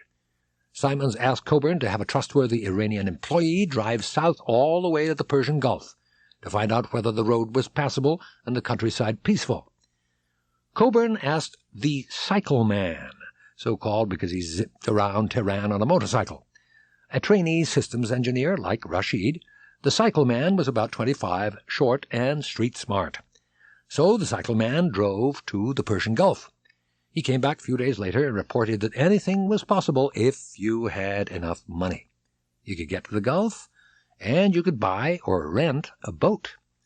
He had no idea what would happen when you disembarked in Kuwait.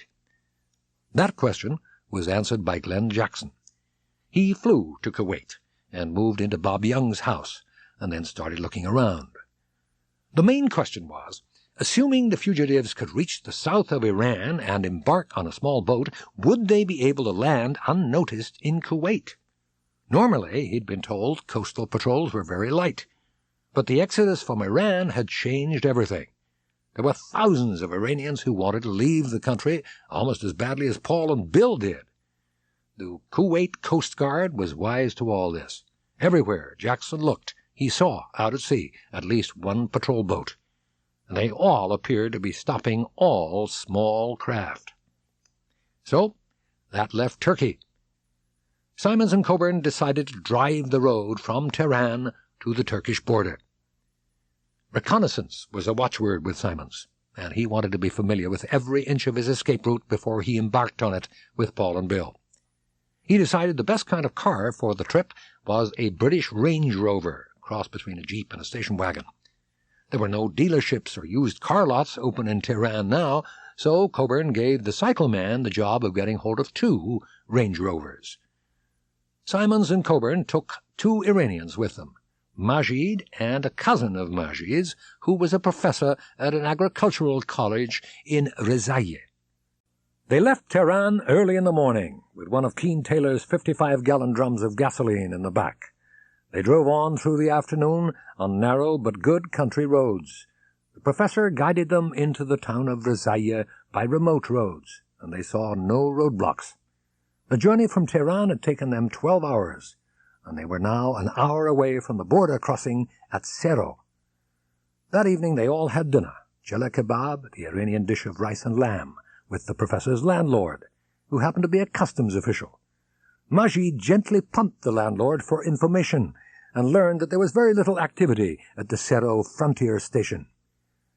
They spent the night at the professor's house, a 2-story villa on the outskirts of the town. In the morning they drove to the border. They got out of the car to look around. The air was pure and bitingly cold. Simons pointed across the hillside. "Look around you," Simons said. Coburn looked around at the bare, snow-covered slopes. "What do you see?" Simons said. "But nothing." "Right. There is no agriculture here, no industry. How do you think these people make a living?" "They're all smugglers."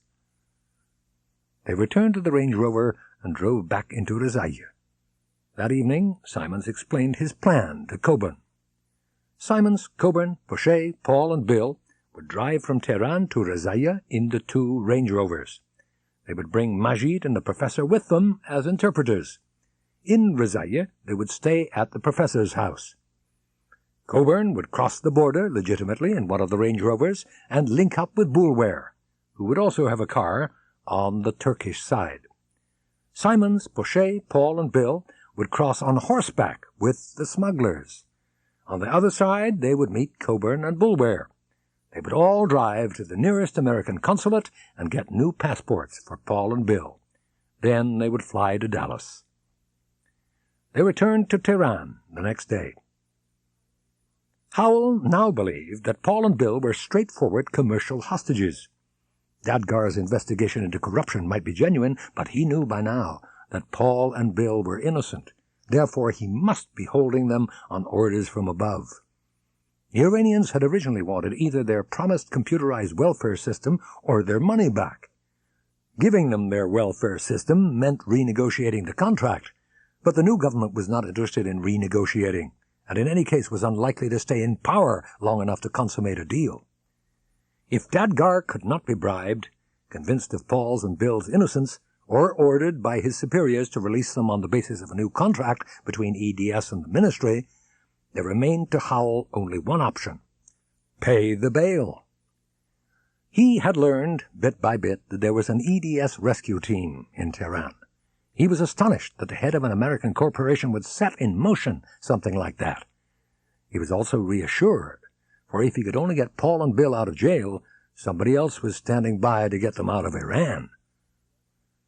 On January 22nd, hundreds of Homafars, young Air Force officers, mutinied at bases at Desful, Hamadan, Isfahan, and Mashhad, and declared themselves loyal to the Ayatollah Khomeini.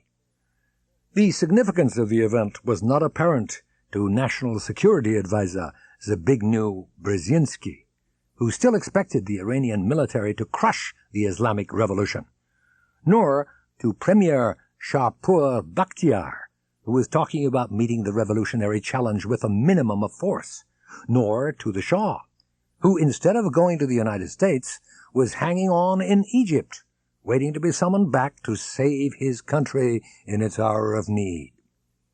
Among the people who did see its significance were Ambassador William Sullivan and General Abbas Garabakhi, the Iranian chief of staff. Sullivan told Washington that the idea of a pro-Shah counter-coup was moonshine. The revolution was going to succeed, and the U.S. had better start thinking about how it would live with the new order. He received a harsh reply from the White House, suggesting that he was disloyal to the president. He decided to resign, but his wife talked him out of it. He had a responsibility to the thousands of Americans still in Iran, she pointed out, and he could hardly walk out on them now.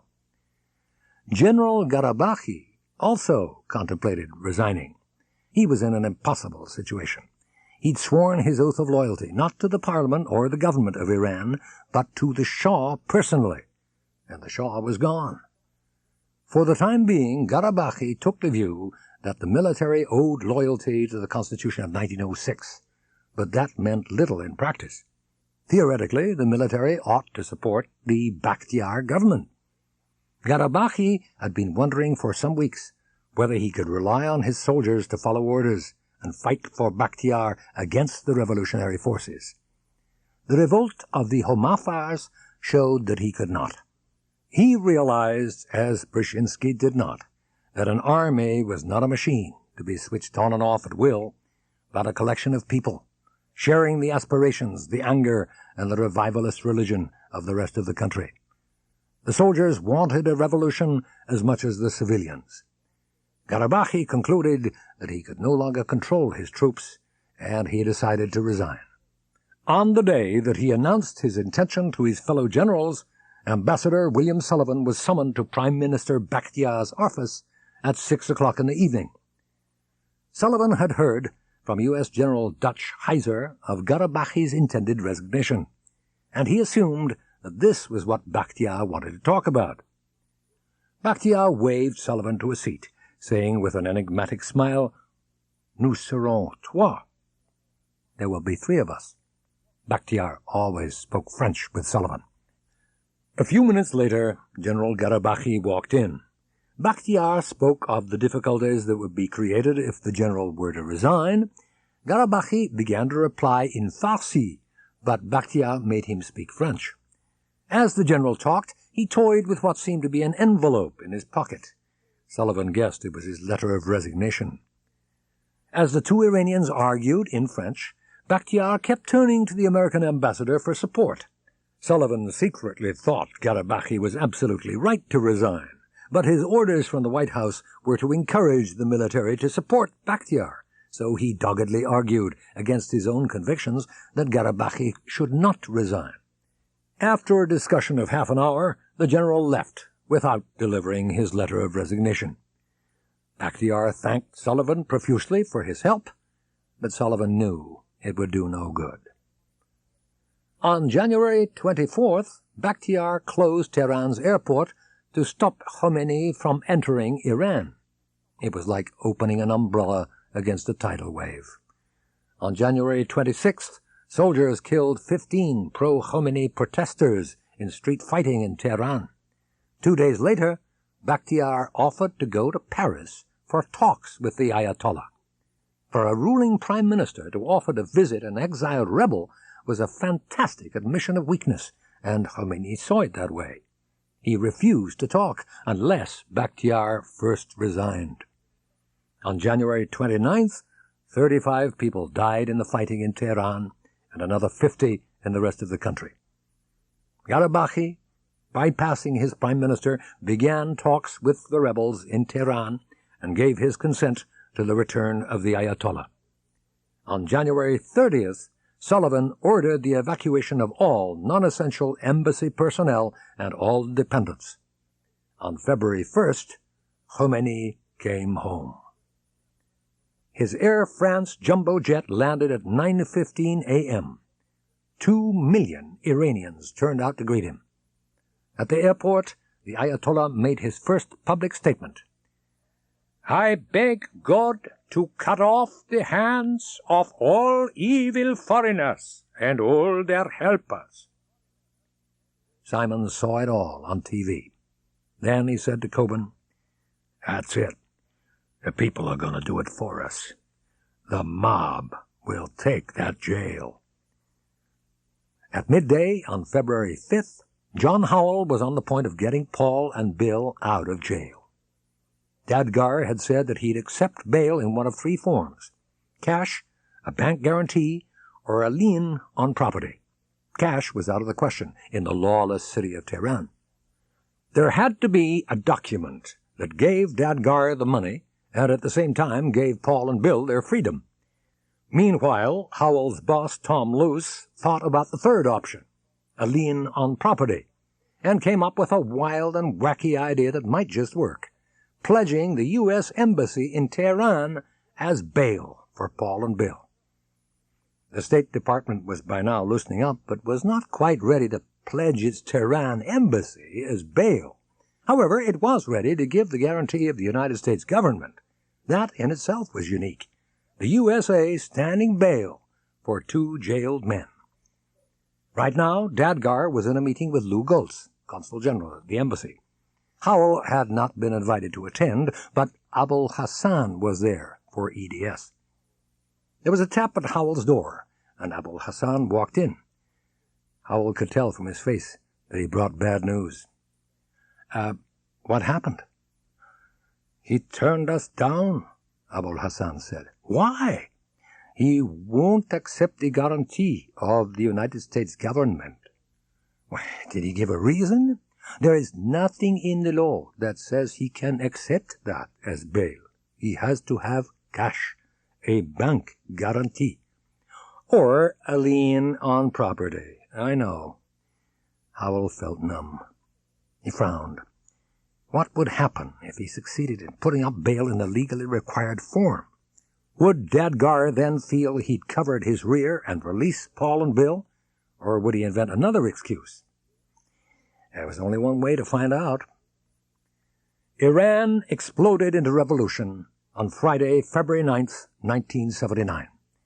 In just over a week, Khomeini had destroyed what was left of the legitimate government. He'd called on the military to mutiny and the members of parliament to resign. He'd appointed a provisional government, despite the fact that Bakhtiar was still officially prime minister. On February 9th, at two Tehran air bases, Doshentopo and Farrahabad, formations of Homafas and cadets gave a salute to Khomeini. This infuriated the Havadan Brigade, which had been the Shah's personal bodyguard, and they attacked both air bases. The armory was broken open when weapons were distributed indiscriminately to soldiers, guerrillas, revolutionaries, demonstrators, and passers-by. By noon on the following day, the battlefield had widened to include most of the city. That day, John Howell and Keen Taylor went downtown for a meeting. Howell was convinced they would get Paul and Bill released within hours. They were all set to pay the bail. Tom Walters had a Texas bank ready to issue a letter of credit for $12,750,000 to the New York branch of Bank Melli. But the deputy managing director of Bank Melli, Sadr Hashemi, had recognized, as had all the other bankers, that Paul and Bill were commercial hostages, and that once they were out of jail, EDS could argue in an American court that the money had been extorted and should not be paid. If that happened, Bank Melli in New York would not be able to collect on the letter of credit, but Bank Melli in Tehran would still have to pay the money to the Iranian Ministry of Justice. Then Keen Taylor thought of Bank Omran. EDS had a contract to install an online computerized accounting system for Bank Omran, and Taylor's job in Tehran had been to supervise this contract, so he knew the bank's officials. He met with Farhad Bakhtiar, who was one of the top men there, as well as being a relative of Prime Minister Shapur Bakhtiar. It was clear that the Prime Minister was going to fall from power any day, and Farhad was planning to leave the country. Perhaps that was why he was less concerned than Sadr Hashemi about the possibility that the $12,750,000 would never be paid. Anyway, for whatever reason, he agreed to help. Bank Omran did not have a U.S. branch.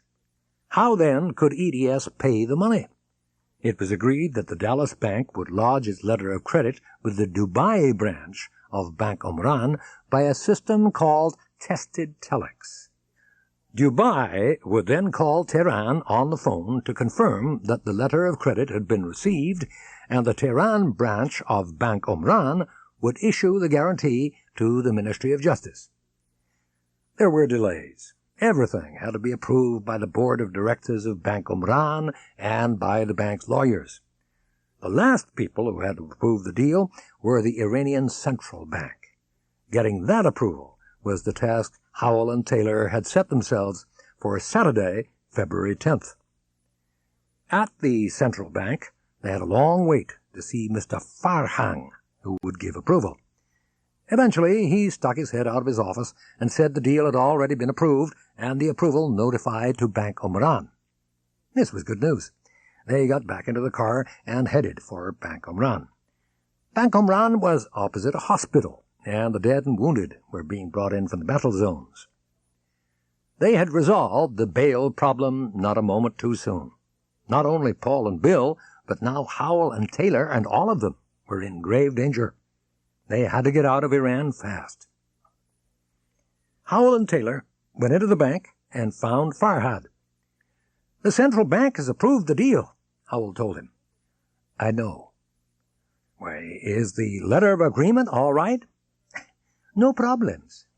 "Then, if you give us the bank guarantee, we can go to the Ministry of Justice with it right away." "Not today." "Why not?" "Our lawyer, Dr. Imami, has reviewed the credit document and wishes to make some small changes." Taylor muttered, "Jesus Christ." "I need the signatures of 2 more directors of the bank," Farhad said. "I can get those at the board meeting tomorrow, and I need to check the references of the National Bank of Commerce in Dallas." "Look," said Howell, "let's try to get all this done today. I mean, you could check the references of the Dallas bank right now." The conversation was interrupted by the sound of a siren. A secretary put her head around the door and said something in Farsi. "There is an early curfew," Farhad translated. "We must all leave now." Howell and Taylor sat there looking at each other. 2 minutes later, they were alone in the office. They had failed yet again. That evening, Simons said to Coburn, "Tomorrow is the day." Coburn thought that he was full of shit. In the morning, on Sunday, February 11, the negotiating team went, as usual, to the EDS. John Howell left, taking Abul Hassan with him for an 11 o'clock meeting with Dadgar at the Ministry of Health. John Howell had hardly expected Dadgar to turn up. The city was a battlefield, and an investigation into corruption under the Shah now seemed an academic exercise. But Dadgar was there, in his office, waiting for Howell. Before either spoke, the phone rang. Dadgar picked it up, handed it to Abul Hassan, who listened for a moment and then said, "Oh, it's Keen Taylor." A minute later, he hung up and said to Howell, "Keen has been up on the EDS office roof. He says there are fires down by Gassir prison. If the mob attacks the prison, Paul and Bill could get hurt. He suggested we ask Dadgar to turn them over to the American embassy." "Okay," Howell said. "Ask him." He waited while Abul Hassan and Dadgar conversed in Farsi. Finally, Abul Hassan said, "According to our laws, they have to be kept in an Iranian prison. He cannot consider the U.S. embassy to be an Iranian prison." Crazier and crazier. The whole country was falling apart, and Dadgar was still consulting his book of rules. Rashid left his house early that morning. The atmosphere was electric. Crowds were everywhere. Hundreds of men and boys were toting automatic rifles. Rashid, wearing a flat English cap and an open-neck shirt, mingled with them, feeling the excitement. Anything could happen today. Rumors said that the Evin prison had been stormed last night. Today, it might be the turn of the Gassir prison, where Paul and Bill were. Rashid wished that he had an automatic rifle like the others. He passed by an army building that appeared to have been invaded by the mob. Rashid had a friend who worked there, Malik. It occurred to him that Malik might be in trouble, and impulsively he went into the building. But Malik was not there. Nobody was there. The army had abandoned the place to the mob. The crowd had gathered around the entrance to the basement armory, but no one was going in. Rashid pushed his way to the front and said, "Is this door locked?" "It might be booby-trapped," somebody said. Rashid looked at the door. "I don't think this armory is booby-trapped," he said, and opened the door. He went down the staircase. The floor was of black mosaic tiles. In the first room were open boxes of loaded magazines. In the second were G3 machine guns. He grabbed 3 machine guns and a sack of magazines and left. As soon as he got outside the building, people jumped all over him, asking for the weapons. He gave away 2 of the guns and some of the ammunition. Then he walked away, heading for Gassir Square. Some of the mob went with him. On the way, they had to pass a military garrison. A skirmish was going on there. A steel door in the high brick wall around the garrison had been smashed down as if a tank had rolled through it, and the brickwork on either side of the entrance had crumbled. Rashid found himself in a large compound. From where he stood, a bunch of people were shooting haphazardly at a building a couple of 100 yards away. Rashid took cover behind a wall. The people who'd followed him joined in the shooting, but he held his fire. Nobody was really aiming. They were just trying to scare the soldiers in the building. 10 minutes later, for no apparent reason, a piece of wood with a white undershirt tied to its end was waved out of one of the windows in the building they'd been shooting at. The soldiers had surrendered. Just like that. There was a sense of anticlimax. "This is my chance," Rashid thought. "Listen!" Rashid shouted. They all listened. They had nothing better to do. "I am going to the Gassir prison." Someone cheered. "The people in there are prisoners of the regime. If we are against the regime, we should let them out." He started walking, and they followed him. Rashid had become a revolutionary leader. Nothing was impossible. The resistance was half-hearted. A few guards fired back from the gun towers on the walls and from the windows close to the gates. Then guards simply disappeared from the walls, and the shooting stopped. Rashid waited a couple of minutes to make sure they'd gone. Then he ran across the square to the prison entrance. The gates were locked.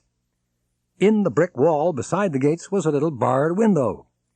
Rashid smashed the glass with his gun, then started to attack the brickwork in which the bars were embedded.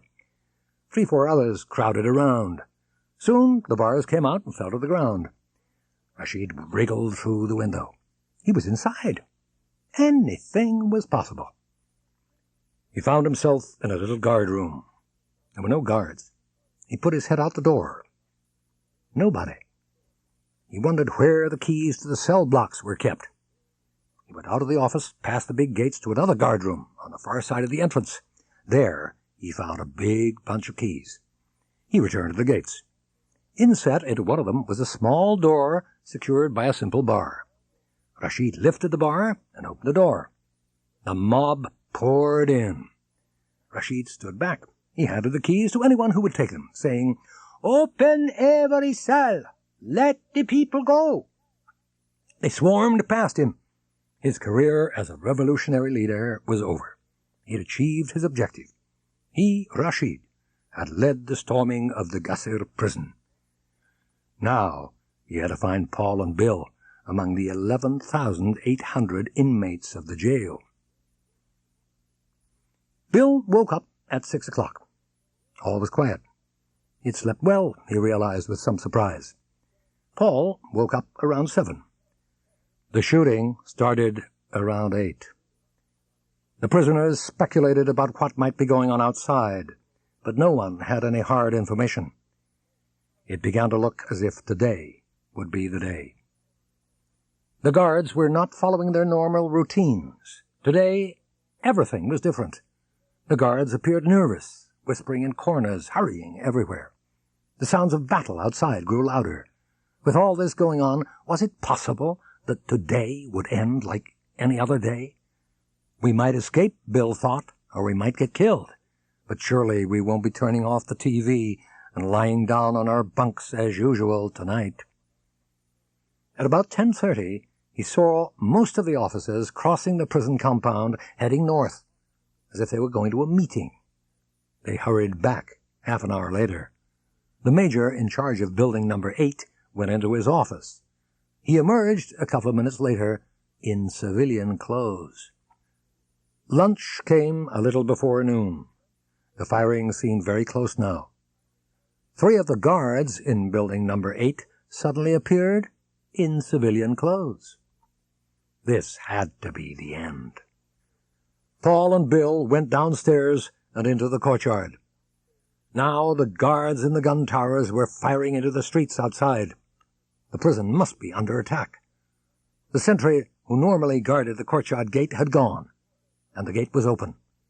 Other cell blocks must have been opened too, for now there were prisoners as well as guards running around the compound. Bullets whistled through the trees and ricocheted off buildings.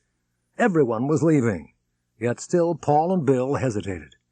Freedom was so close, but bullets were flying around out there, and the mob attacking the jail might well be anti-American.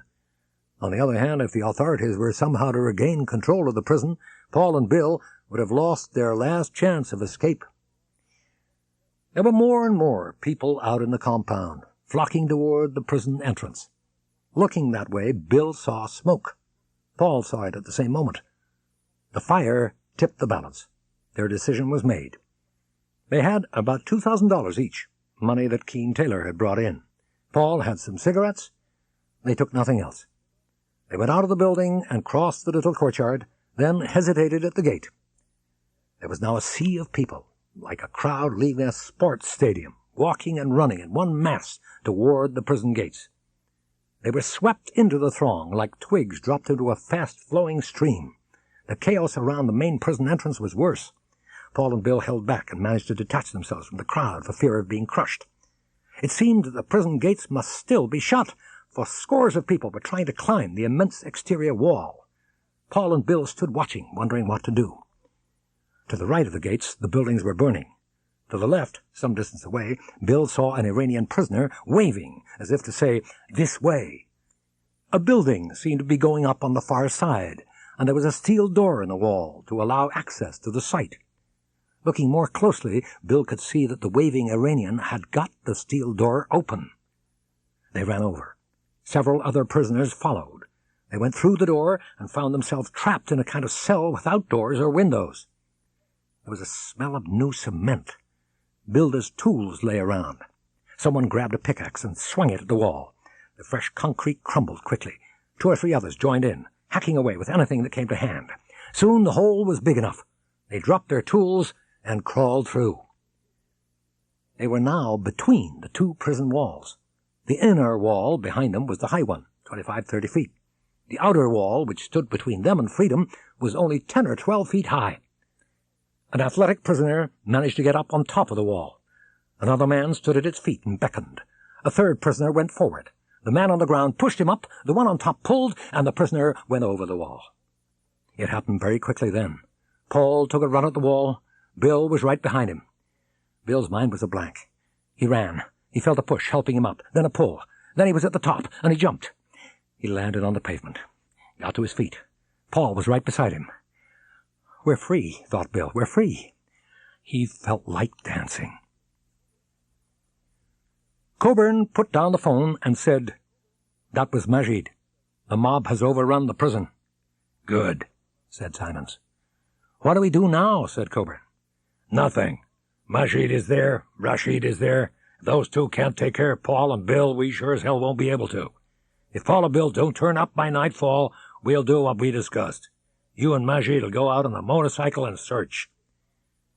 "And meanwhile?" "We stick to the plan. We sit tight. We wait."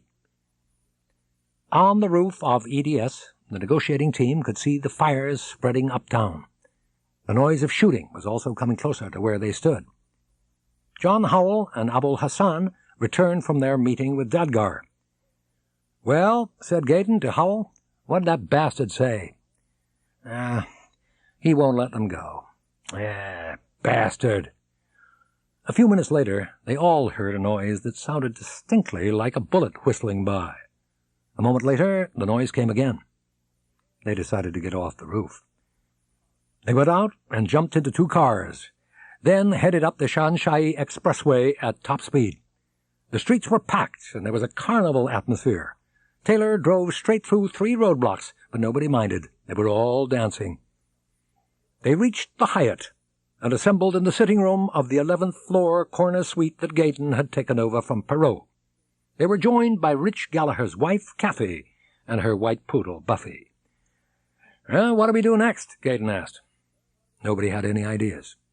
Gaydon got on the phone to Dallas. He reached Tom Walter and told him about the fires, the fighting, and the kids on the streets with their automatic rifles.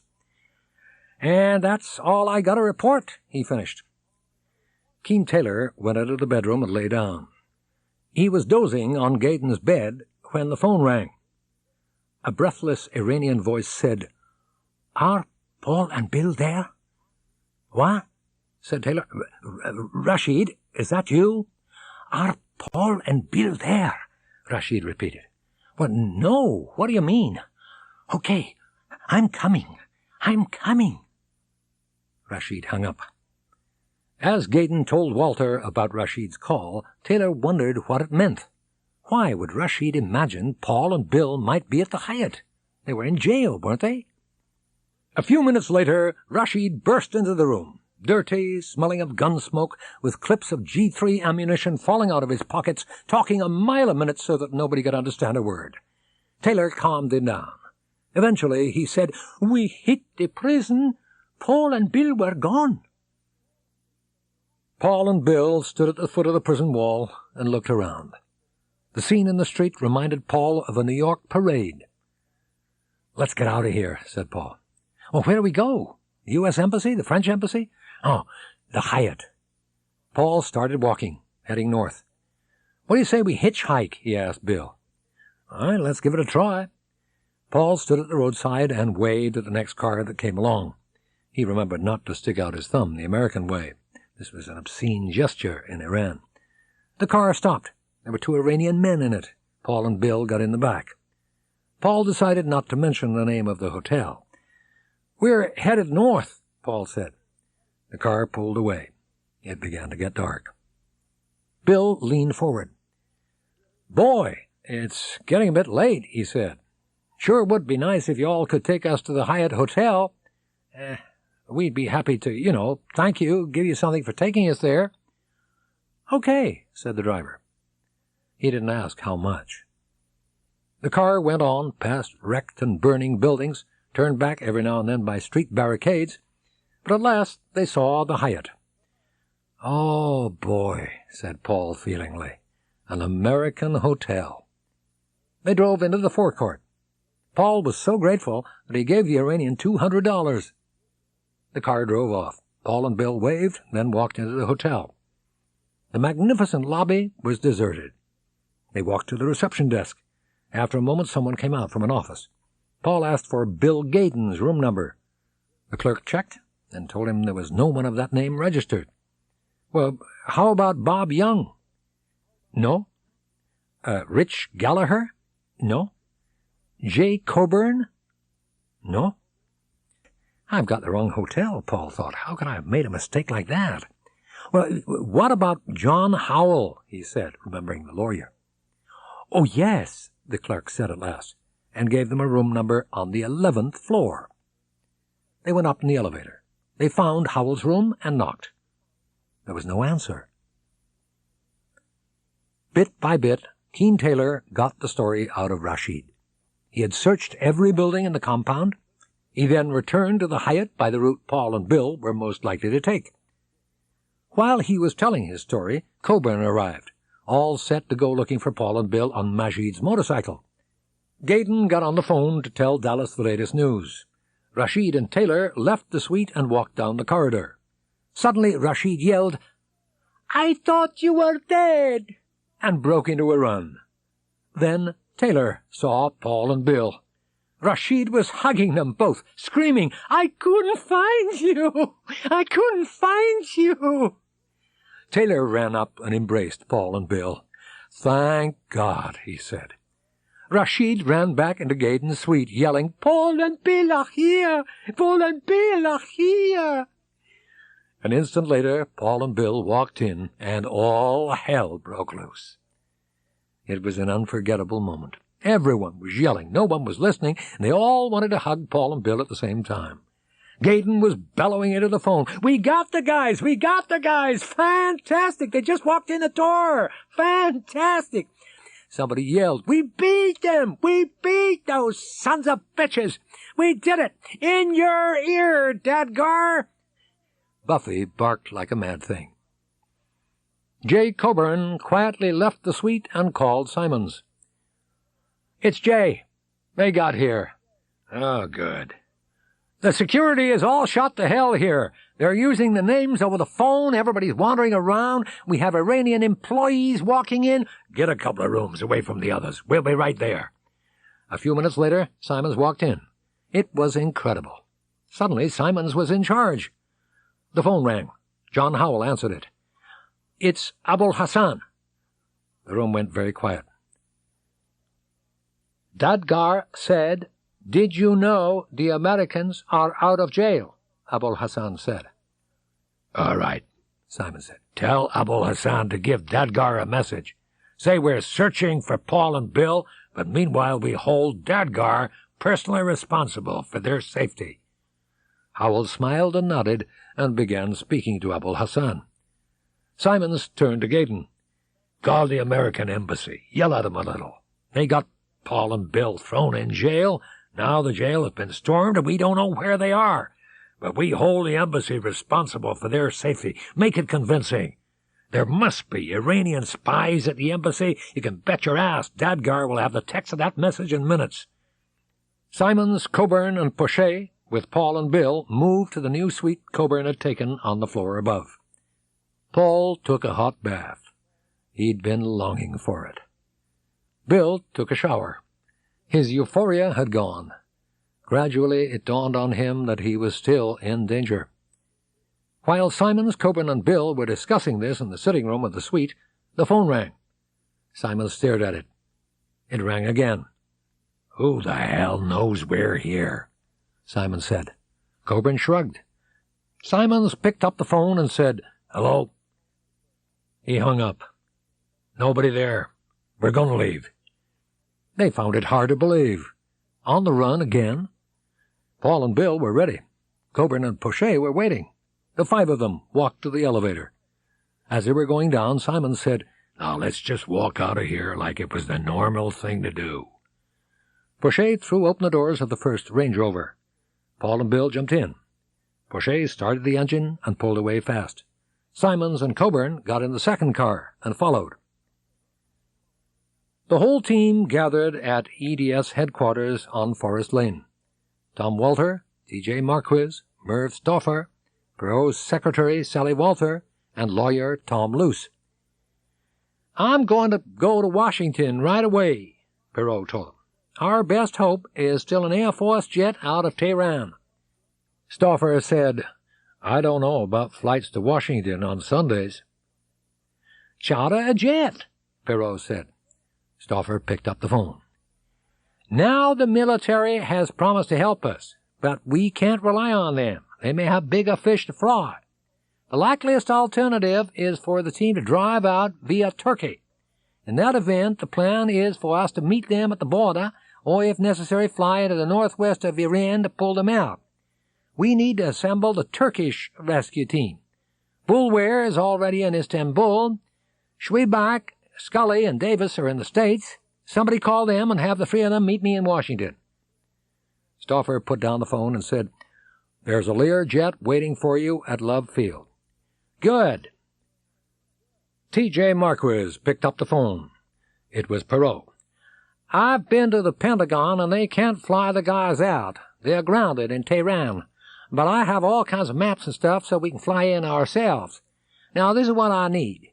A jet plane capable of crossing the Atlantic, complete with a crew and equipped with a single sideband radio, like we used to have in Laos, so we can make phone calls from the plane." "Yeah, I'll get right on it," said T.J. He started calling.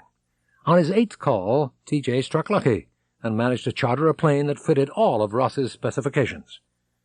By midnight on Monday, the plane, the crew, the extra pilots, and the remnants of the rescue team were all in Washington with Ross Perot. T.J. had worked a miracle. The negotiating team, Keene Taylor, Bill Gayton, John Howell, Bob Young, and Rich Gallagher, augmented now by Rashid, Kathy Gallagher, and the dog, Buffy, spent the night of Sunday, February 11th, at the Hyatt. They got little sleep. Close by, the mob was attacking an armory. It seemed part of the army had now joined the revolution. In the morning, Rashid left early. He was not told where the others were going. No Iranians were to know the location of the hideout. The others packed their suitcases and left them in their rooms, just in case they should get a chance to pick them up later. Joe Pochet was waiting in a Range Rover, silently fuming because they were 15 minutes late, and he had instructions from Simons to be back at 7:45, with or without them. At last, they all got into the cars and followed Pochet's Range Rover. The scene outside was scary. Pochet headed north, following a roundabout route to avoid roadblocks. As they approached the hideout, they entered a relatively quiet area, turned into a narrow street.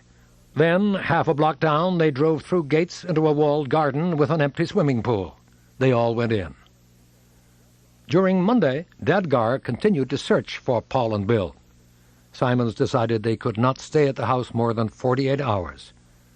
The escape plan had been devised for 5 men. Now there were 10 men, a woman, and a dog. The Turkish rescue team was now together. Perot, Pat Scully and Jim Schwebeck, the deadly duo, young Ron Davis, the crew of the 707, and the 2 extra pilots, Dick Douglas and Julian Scratch Canoch. They boarded at 6 a.m. The plane took off. Perot could imagine the newspaper headlines. "Millionaire Texans Iran rescue bid ends in death."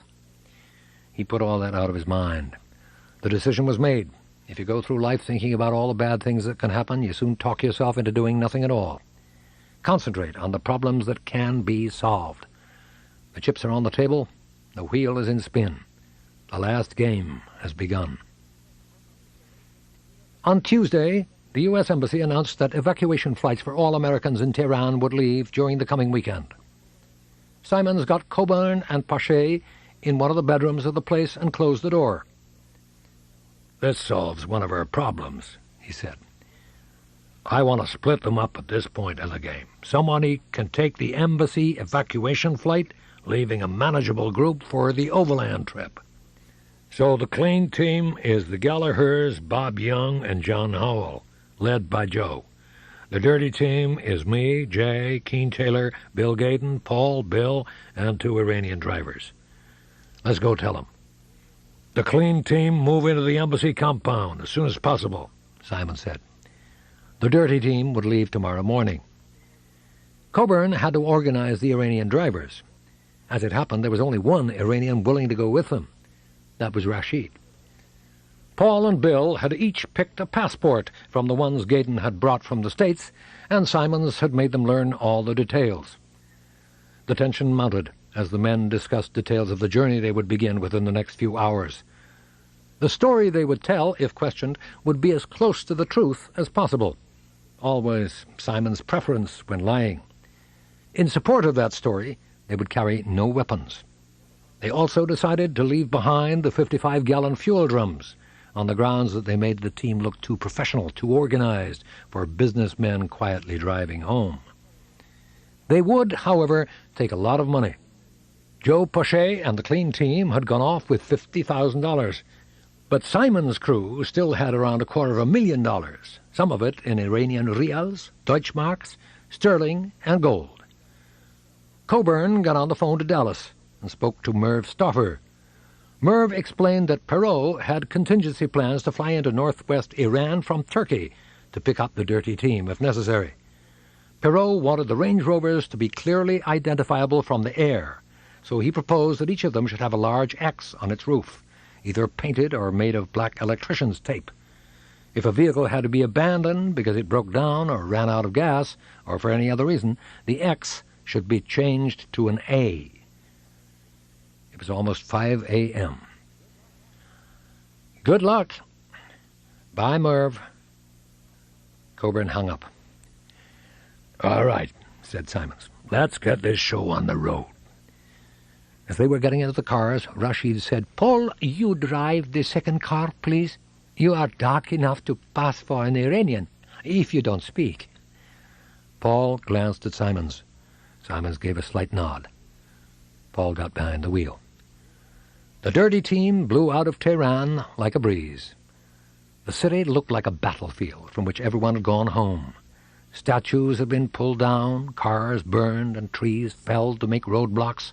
Then the roadblocks had been cleared, the cars pushed to the curb, the statues smashed, and the trees burned. But there was no fighting. They saw very few people and little traffic. Perhaps the revolution was over, or perhaps the revolutionaries were having tea. Soon the 2 Range Rovers were bowling along at 70 miles an hour at the foot of a mountain range. Coburn began to feel optimistic. There had been no trouble so far. Maybe the whole country was calming down. 30 miles from Tehran, just outside the town of Karaj, they came to their first roadblock. It was manned, as they usually were, by machine-gun-toting men and boys in ragged clothes. The Iranians patted them down, then perfunctorily searched the cars. They did not find Coburn's knife, nor did they come across the money. A few minutes later, Rashid said, "We can go." The second roadblock was outside Kasvin. It was an unofficial one. The guards were not in uniform, but it was bigger and more organized than the last. The 2 Range Rovers joined the queue. The car in front of them was searched methodically. A guard opened the trunk and found a rifle. Other guards came running. A crowd gathered. Rashid pulled his car out of the line. Coburn told Paul to follow. They passed the first checkpoint. They approached the second checkpoint. Without stopping, Rashid yelled at the guard through the window. The guard said something in reply. Rashid accelerated. Paul followed. Coburn breathed a sigh of relief. Next time they stopped, Rashid explained that he had simply told the guard the 2 Range Rovers had been cleared at the first checkpoint. As daylight faded, they approached Mahabad. Its outskirts were marked by a few scattered huts made of wood and mud brick along the sides of the widening road. The 2 Range Rovers swept around a bend and pulled up sharply. The road was blocked by a parked truck and a large but apparently disciplined crowd. The men were wearing the traditional baggy trousers, black vest, red and white checkered headdress, and bandolier of Kurdish tribesmen. Rashid jumped out of the car and went into his act. Coburn waited for Rashid to say, "We can go," but it was taking longer than usual. Rashid argued with the Kurds for a few minutes and then said, "We have to go and see the head man of the town." They drove down an alley and parked outside what looked like a small private house. They went inside. Rashid told them to take off their shoes. Gaydon had several $1,000s in $100 bills in his shoes. As he took them off, he frantically stuffed the money up into the toes. They were ushered into a large room furnished with nothing but a beautiful Persian carpet. Simons quietly told everyone where to sit. As Taylor sat down, he saw that he had a big hole in the toe of his sock, and $100 bills were poking through the hole. He cursed under his breath and hastily pushed the money back towards his heel. One of the young men followed them in. He seemed educated and spoke good English. "You are about to meet a man who has just escaped after 25 years in jail," he said. Bill almost said, "Well, how about that? I've just escaped from jail myself," but he stopped just in time. "You are to be put on trial, and this man will be your judge." In Istanbul, Ross Perot had a dreadful feeling that the whole operation was slipping out of control. He heard, via Dallas, that the U.S. Embassy in Tehran had been overrun by revolutionaries. He also knew, because Tom Walter had talked to Joe Pache earlier, that the clean team had been planning to move into the embassy compound as soon as possible. But after the attack on the embassy, almost all telephone lines to Tehran had been disconnected, and the White House was monopolizing the few lines left. So Perot did not know whether the clean team had been in the embassy at the time of the attack, nor did he know what kind of danger they might be in, even if they were still at Goltz's house. Perot had also lost touch with Ralph Bulwer, who was supposed to meet the dirty team on the Turkish side of the border. Perot spent most of the day trying to get a light plane or a helicopter with which to fly into Iran. The Boeing 707 was no use for that, because Perot would need to fly low and search for the Range Rovers. But this time, Perot had no luck. He lay awake on his hotel bed, worrying about the clean team, about the dirty team, about Bulwer, and about himself. There was nothing he could do but endure it. In the future, he would be more sympathetic to the men he put under stress, if he had a future. Coburn was tense, watching Simons. They all sat in a circle on the Persian carpet, waiting for the judge. He arrived. Rashid recognized him. His name was Habib Bolorian, and he was a leading communist. Bolorian sat in the space Simons had intended for him and began to interrogate Rashid in Farsi. Eventually, Rashid said in English, "They want to know what we are doing here." Gaydon, as the senior EDS executive there, replied, telling the truth, but by no means the whole truth. He says, "Can you give some proof of whom you work for?" That was a problem. Before leaving Tehran, they'd all destroyed any papers connected with EDS under Simon's instructions. Now they all searched their pockets for anything they might have overlooked.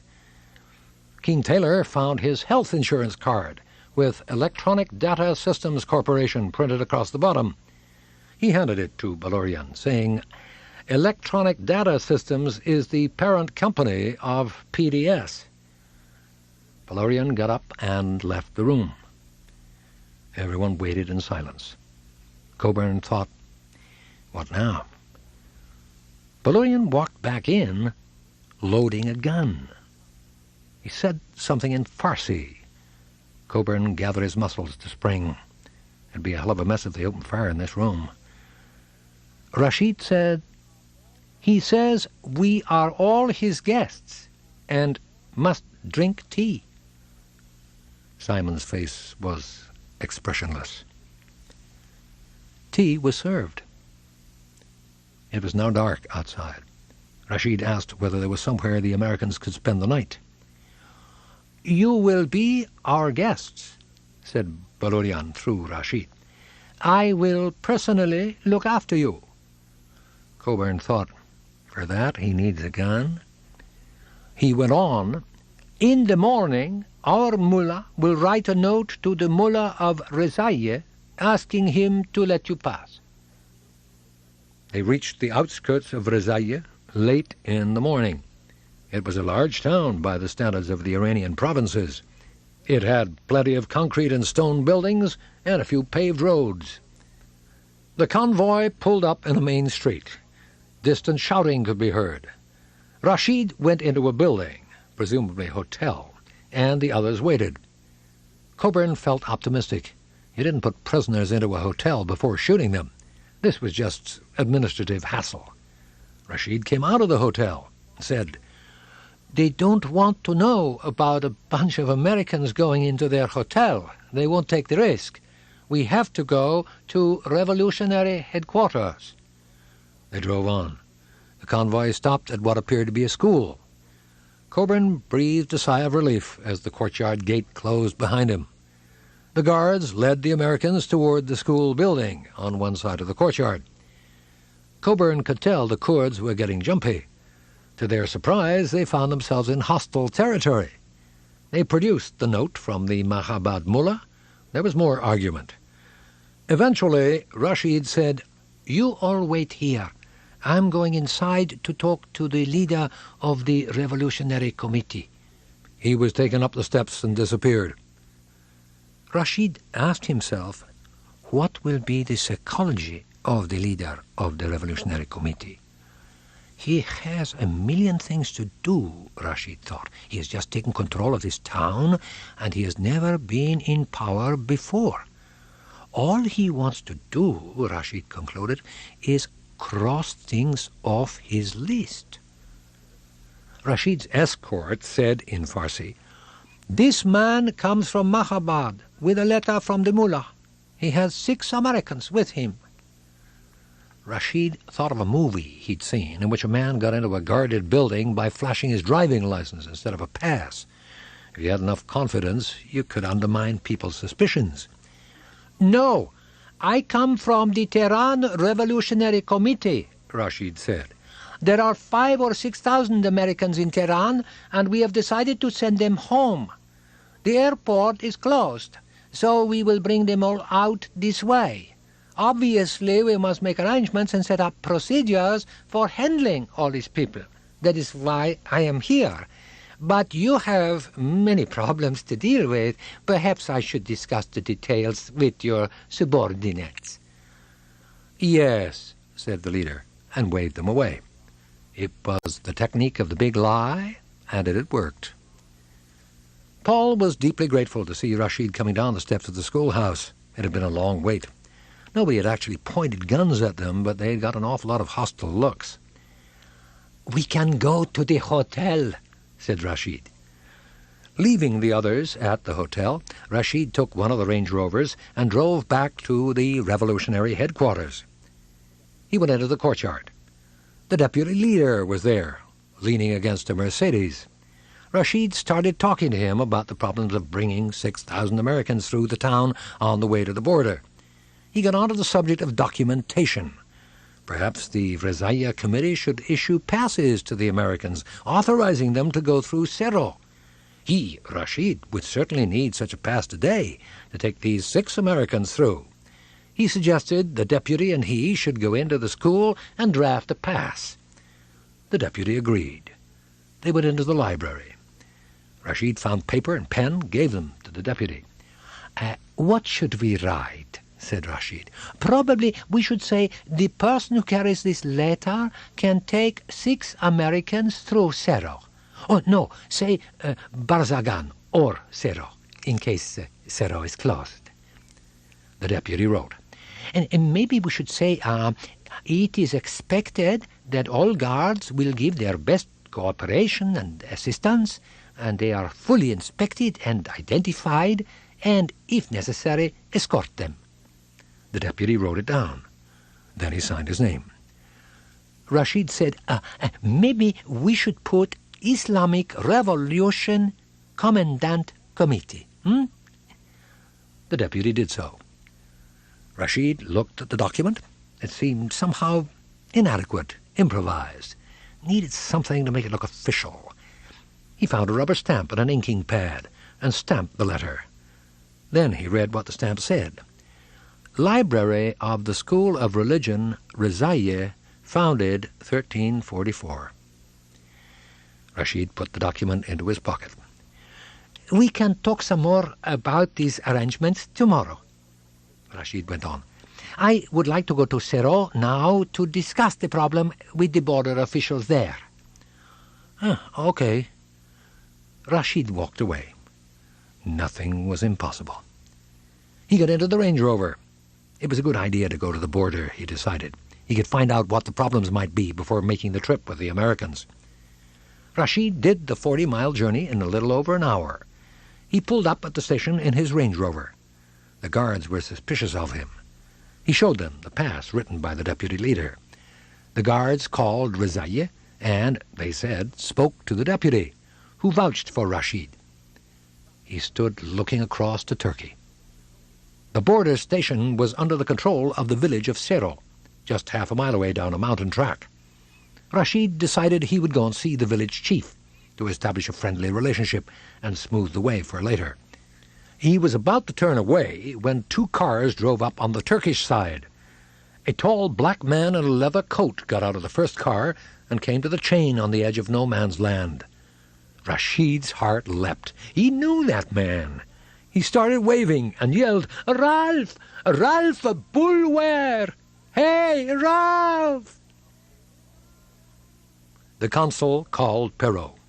He tried his best, but he could not help him buy or rent a small aircraft. It was possible to charter a plane to go from one airport to another within Turkey, but that was all. Perot called in Dick Douglas and Julian Scratch Canoch, the two spare pilots he had brought specifically to fly small aircraft into Iran, and told them he had failed to find any such aircraft. Don't worry, said Douglas. We'll get an airplane. How? Don't ask. However, Perot himself would have to stay behind. He was the hub of the wheel. He had to stay in telephone contact with the outside world to receive reports from Bulwer, from Dallas, from the clean team, and from the dirty team. So he sent Pat Scully, Jim Schweback, Ron Davis, and the pilots Dick Douglas and Julian Canoch to Van, the nearest airport to the border, and he appointed Pat Scully leader of the Turkish rescue team. When they had gone, he was dead in the water again. The phone rang. He answered. Ross Perot.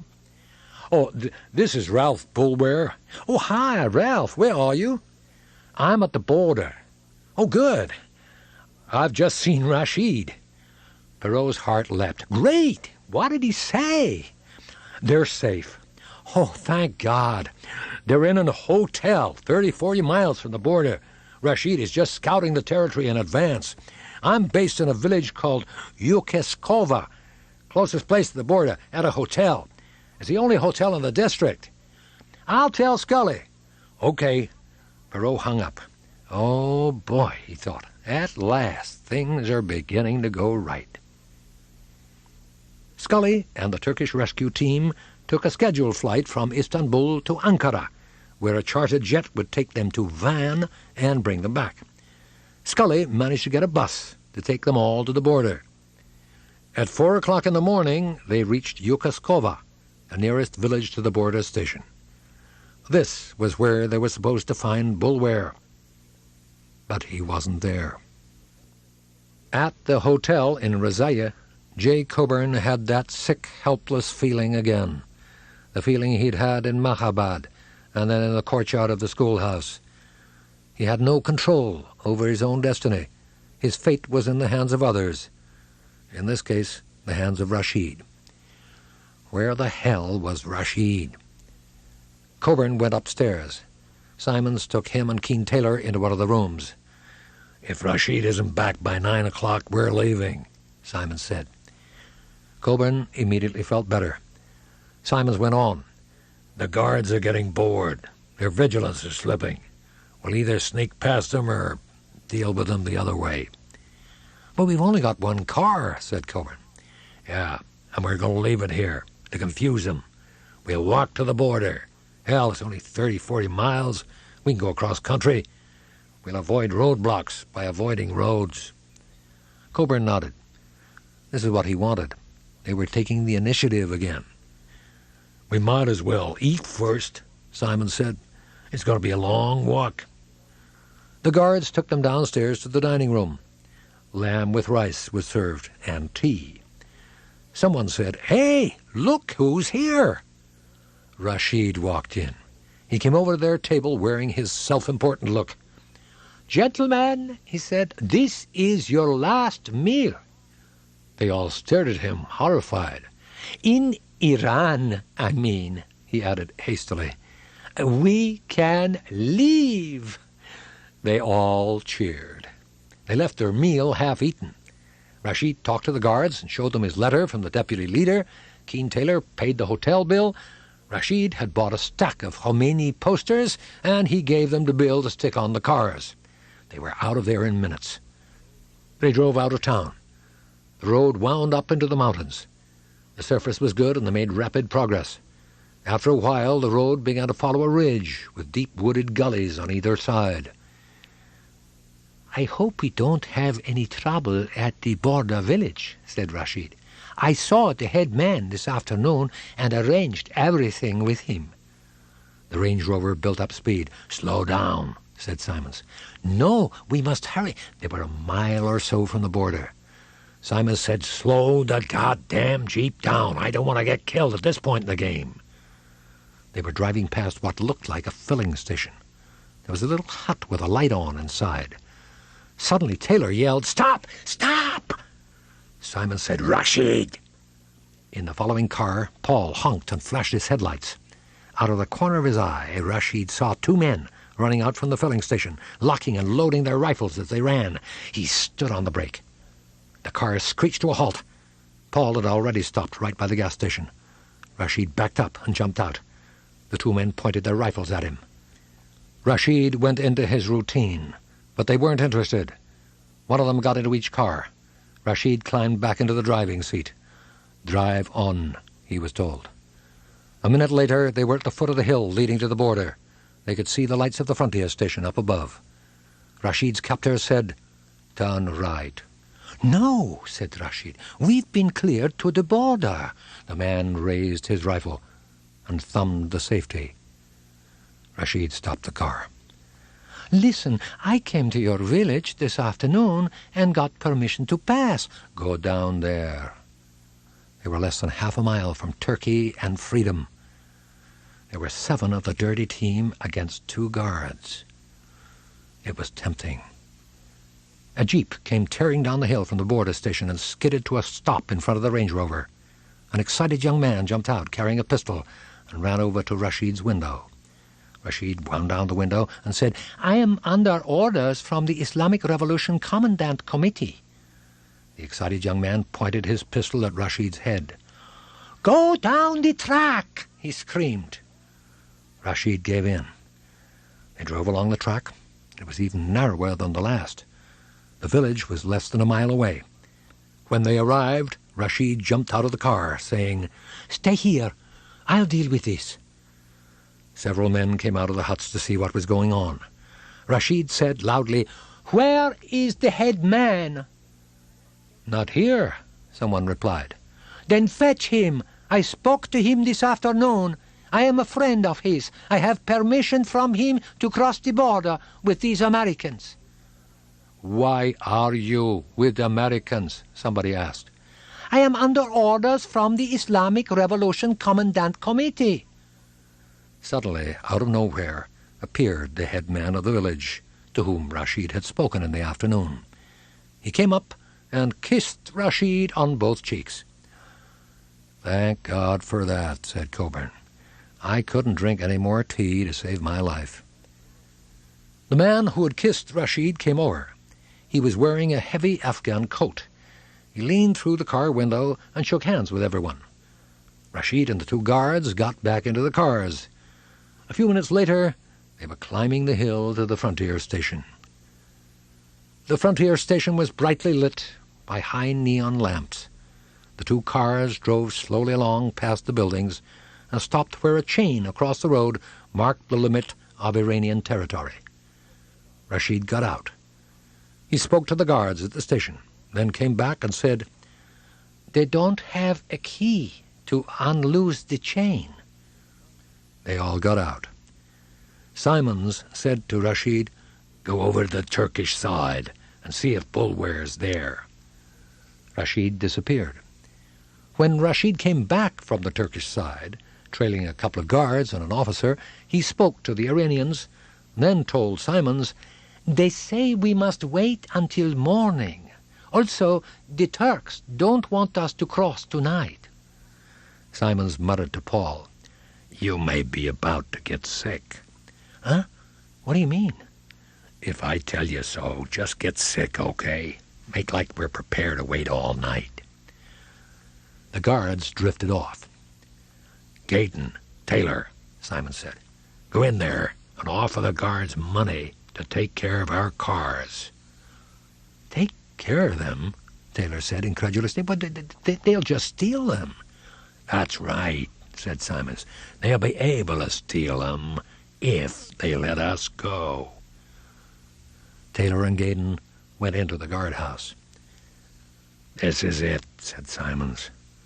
"Coburn, get Paul and Bill and just walk across there." "All right, let's go, you guys," said Coburn. Paul and Bill stepped over the chain and started walking. Coburn stayed close behind them. "Just keep walking, regardless of anything else that might happen," Coburn said. "If you hear yelling or gunfire, run.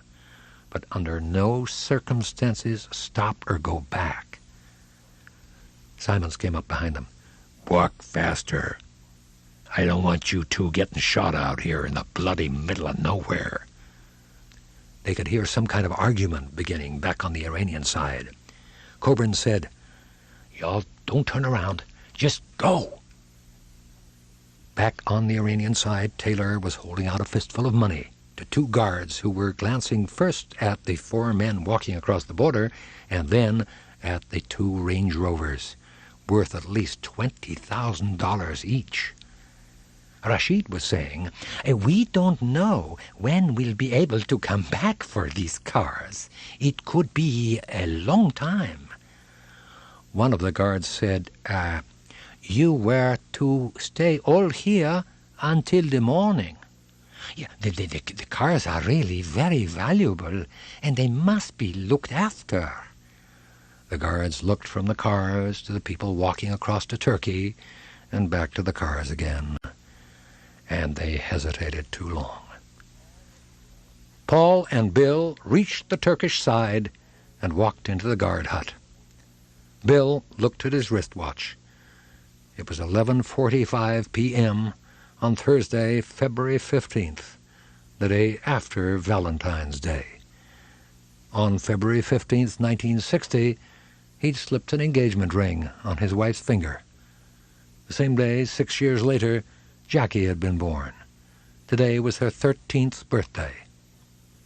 Bill thought, "Here's your present, Jackie. You still have a father." Coburn followed them into the hut. Paul put his arm around Coburn and said, "Jay, you just hit a home run." Back on the Iranian side, the guards saw that half the Americans were already in Turkey, and they decided to quit while they were ahead and take the money and the cars.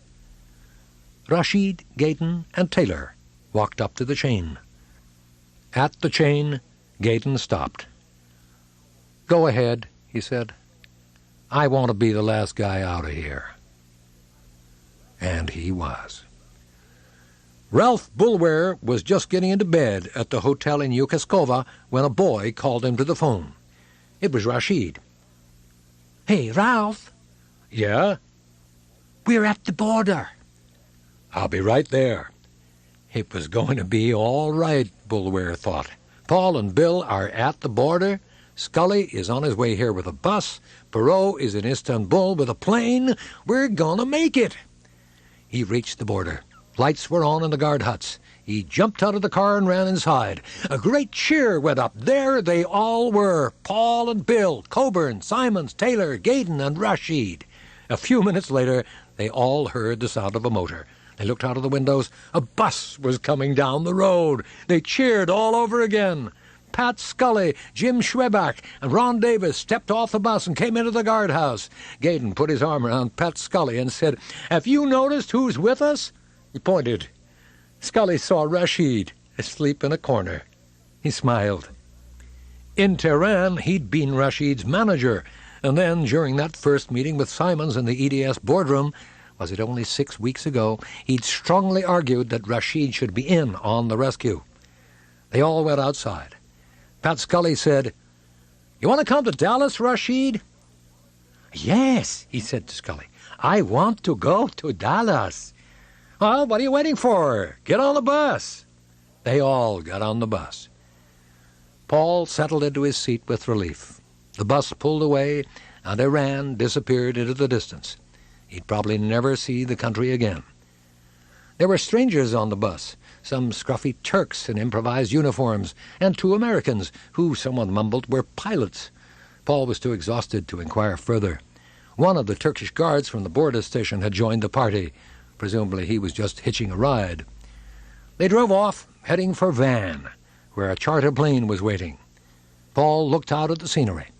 It was prettier than Switzerland, he thought, but incredibly poor. Huge boulders littered the road. In the field, ragged people were treading down the snow so that their goats could get at the frozen grass beneath. There were caves with wood fences across their mouths, and it seemed that was where people lived. They passed the ruins of a stone fortress that might have dated back to the Crusades. They reached Van late in the afternoon. They went to the town hall, where they were handed over to the local police, and the scruffy bodyguards disappeared like melting snow. The police filled in forms, then escorted them to the airstrip. They all boarded the plane, Simons and Coburn coming down from the effects of the stay-awake pills, both stretched out and were asleep within seconds. As the plane taxied and took off, Paul felt as elated as if it were his first plane trip. He recalled how, in jail in Tehran, he had longed to do that most ordinary thing, get on a plane and fly away. Soaring up into the clouds now gave him a feeling he had not experienced for a long time, the feeling of freedom. At 3 a.m. on Saturday, February 17th, 1979, Paul and Bill walked into Ross Perot's suite at the Istanbul Sheraton. It was the greatest moment in Perot's life. Emotion welled up inside him as he embraced them both. Here they were, alive and well, after all this time, all those weeks of waiting, the impossible decisions and the awful risks. He looked at their beaming faces. The nightmare was over. The rest of the team crowded in after them. But the clean team was still in Tehran. The nightmare was not over. At midday on Friday, February 16th, Lou Goltz called Joe Pochet and told him to bring the EDS people to the U.S. Embassy that afternoon at 5 o'clock. Ticketing and baggage check-in would be done at the embassy overnight, and they could leave on a Pan Am evacuation flight on Saturday morning. John Howell was nervous. He knew from Abul Hassan that Dadgar was still active. He did not know what had happened to the dirty team. If Dadgar were to find out that Paul and Bill had gone, or if he were simply to give up on them and take a couple more hostages, the clean team would be arrested. And where better to make the arrests than at the airport, where everyone had to identify himself by showing his passport. At 7 o'clock on Saturday morning, they were boarded on buses to go to the airport. It was a hell of a ride. It took 2 hours to drive the 6 miles. The scene was chaotic. There were television cameras and reporters, plus hundreds of armed men running around, some wearing scraps of uniform, some directing traffic, all of them in charge, all having a different opinion on where the buses should go. The Americans finally got inside the terminal at 9:30. At 2 in the afternoon, they began to pass through the gates. At this point, there was normally a security check. This time, as well as searching for weapons, the guards were confiscating maps, photographs of Tehran, and large sums of money. None of the clean team lost their money, however, and the guards did not look in Pochet's shoes. They boarded buses and were driven across the runway to where 2 747s were waiting. Once again, the television cameras were there. On the plane, the captain turned on the public address system and asked for everyone's attention. The plane became quieter. "Would passengers Paul, John, and William Deeming please identify themselves?" he said. Howell went cold. John was the middle name of Paul Chiapparoni. Deeming was the middle name of Bill Gaylord. They were still searching for Paul and Bill. The revolutionaries came down the aisle again, asking for passports. They checked each one carefully, comparing the photograph with the face of the owner. "Ladies and gentlemen," Captain speaking again, "they have decided to check the baggage as it is loaded. If you hear your claim check number called, would you please identify yourself?" Nobody got up. Everyone had decided they'd rather lose their baggage than risk getting off this plane. There was sure to be a lot of pressure on Dadgar as the sun went down. It had to be obvious that Paul and Bill were not on the plane. If 1,000 people were deplaned and escorted back to the embassy, the revolutionary authorities would have to go through the whole rigmarole again tomorrow.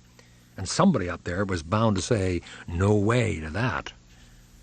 At 6 o'clock, the captain said, "Ladies and gentlemen, we have permission to take off." The doors were slammed, and the plane was moving within seconds. The 747 gathered speed along the runway and took off. They were still in Iranian airspace.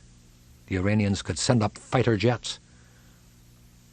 A little later, the captain said, "Ladies and gentlemen, we have now departed Iranian airspace." The passengers gave a weary cheer. Joe Pochet left his seat and went to find the chief steward. "Is there any way the pilot could get a message through the States?" he asked. "Well, I don't know," the steward said. "You write your message, and I'll ask him." Pochet returned to his seat and got out a paper and pen. He wrote, "To Merv Stauffer, 7171, Forest Lane, Dallas, Texas." He thought for a minute about what his message should be. He recalled EDS's recruiting motto, "Eagles don't flock. You have to find them one at a time." He wrote, "The eagles have flown their nest."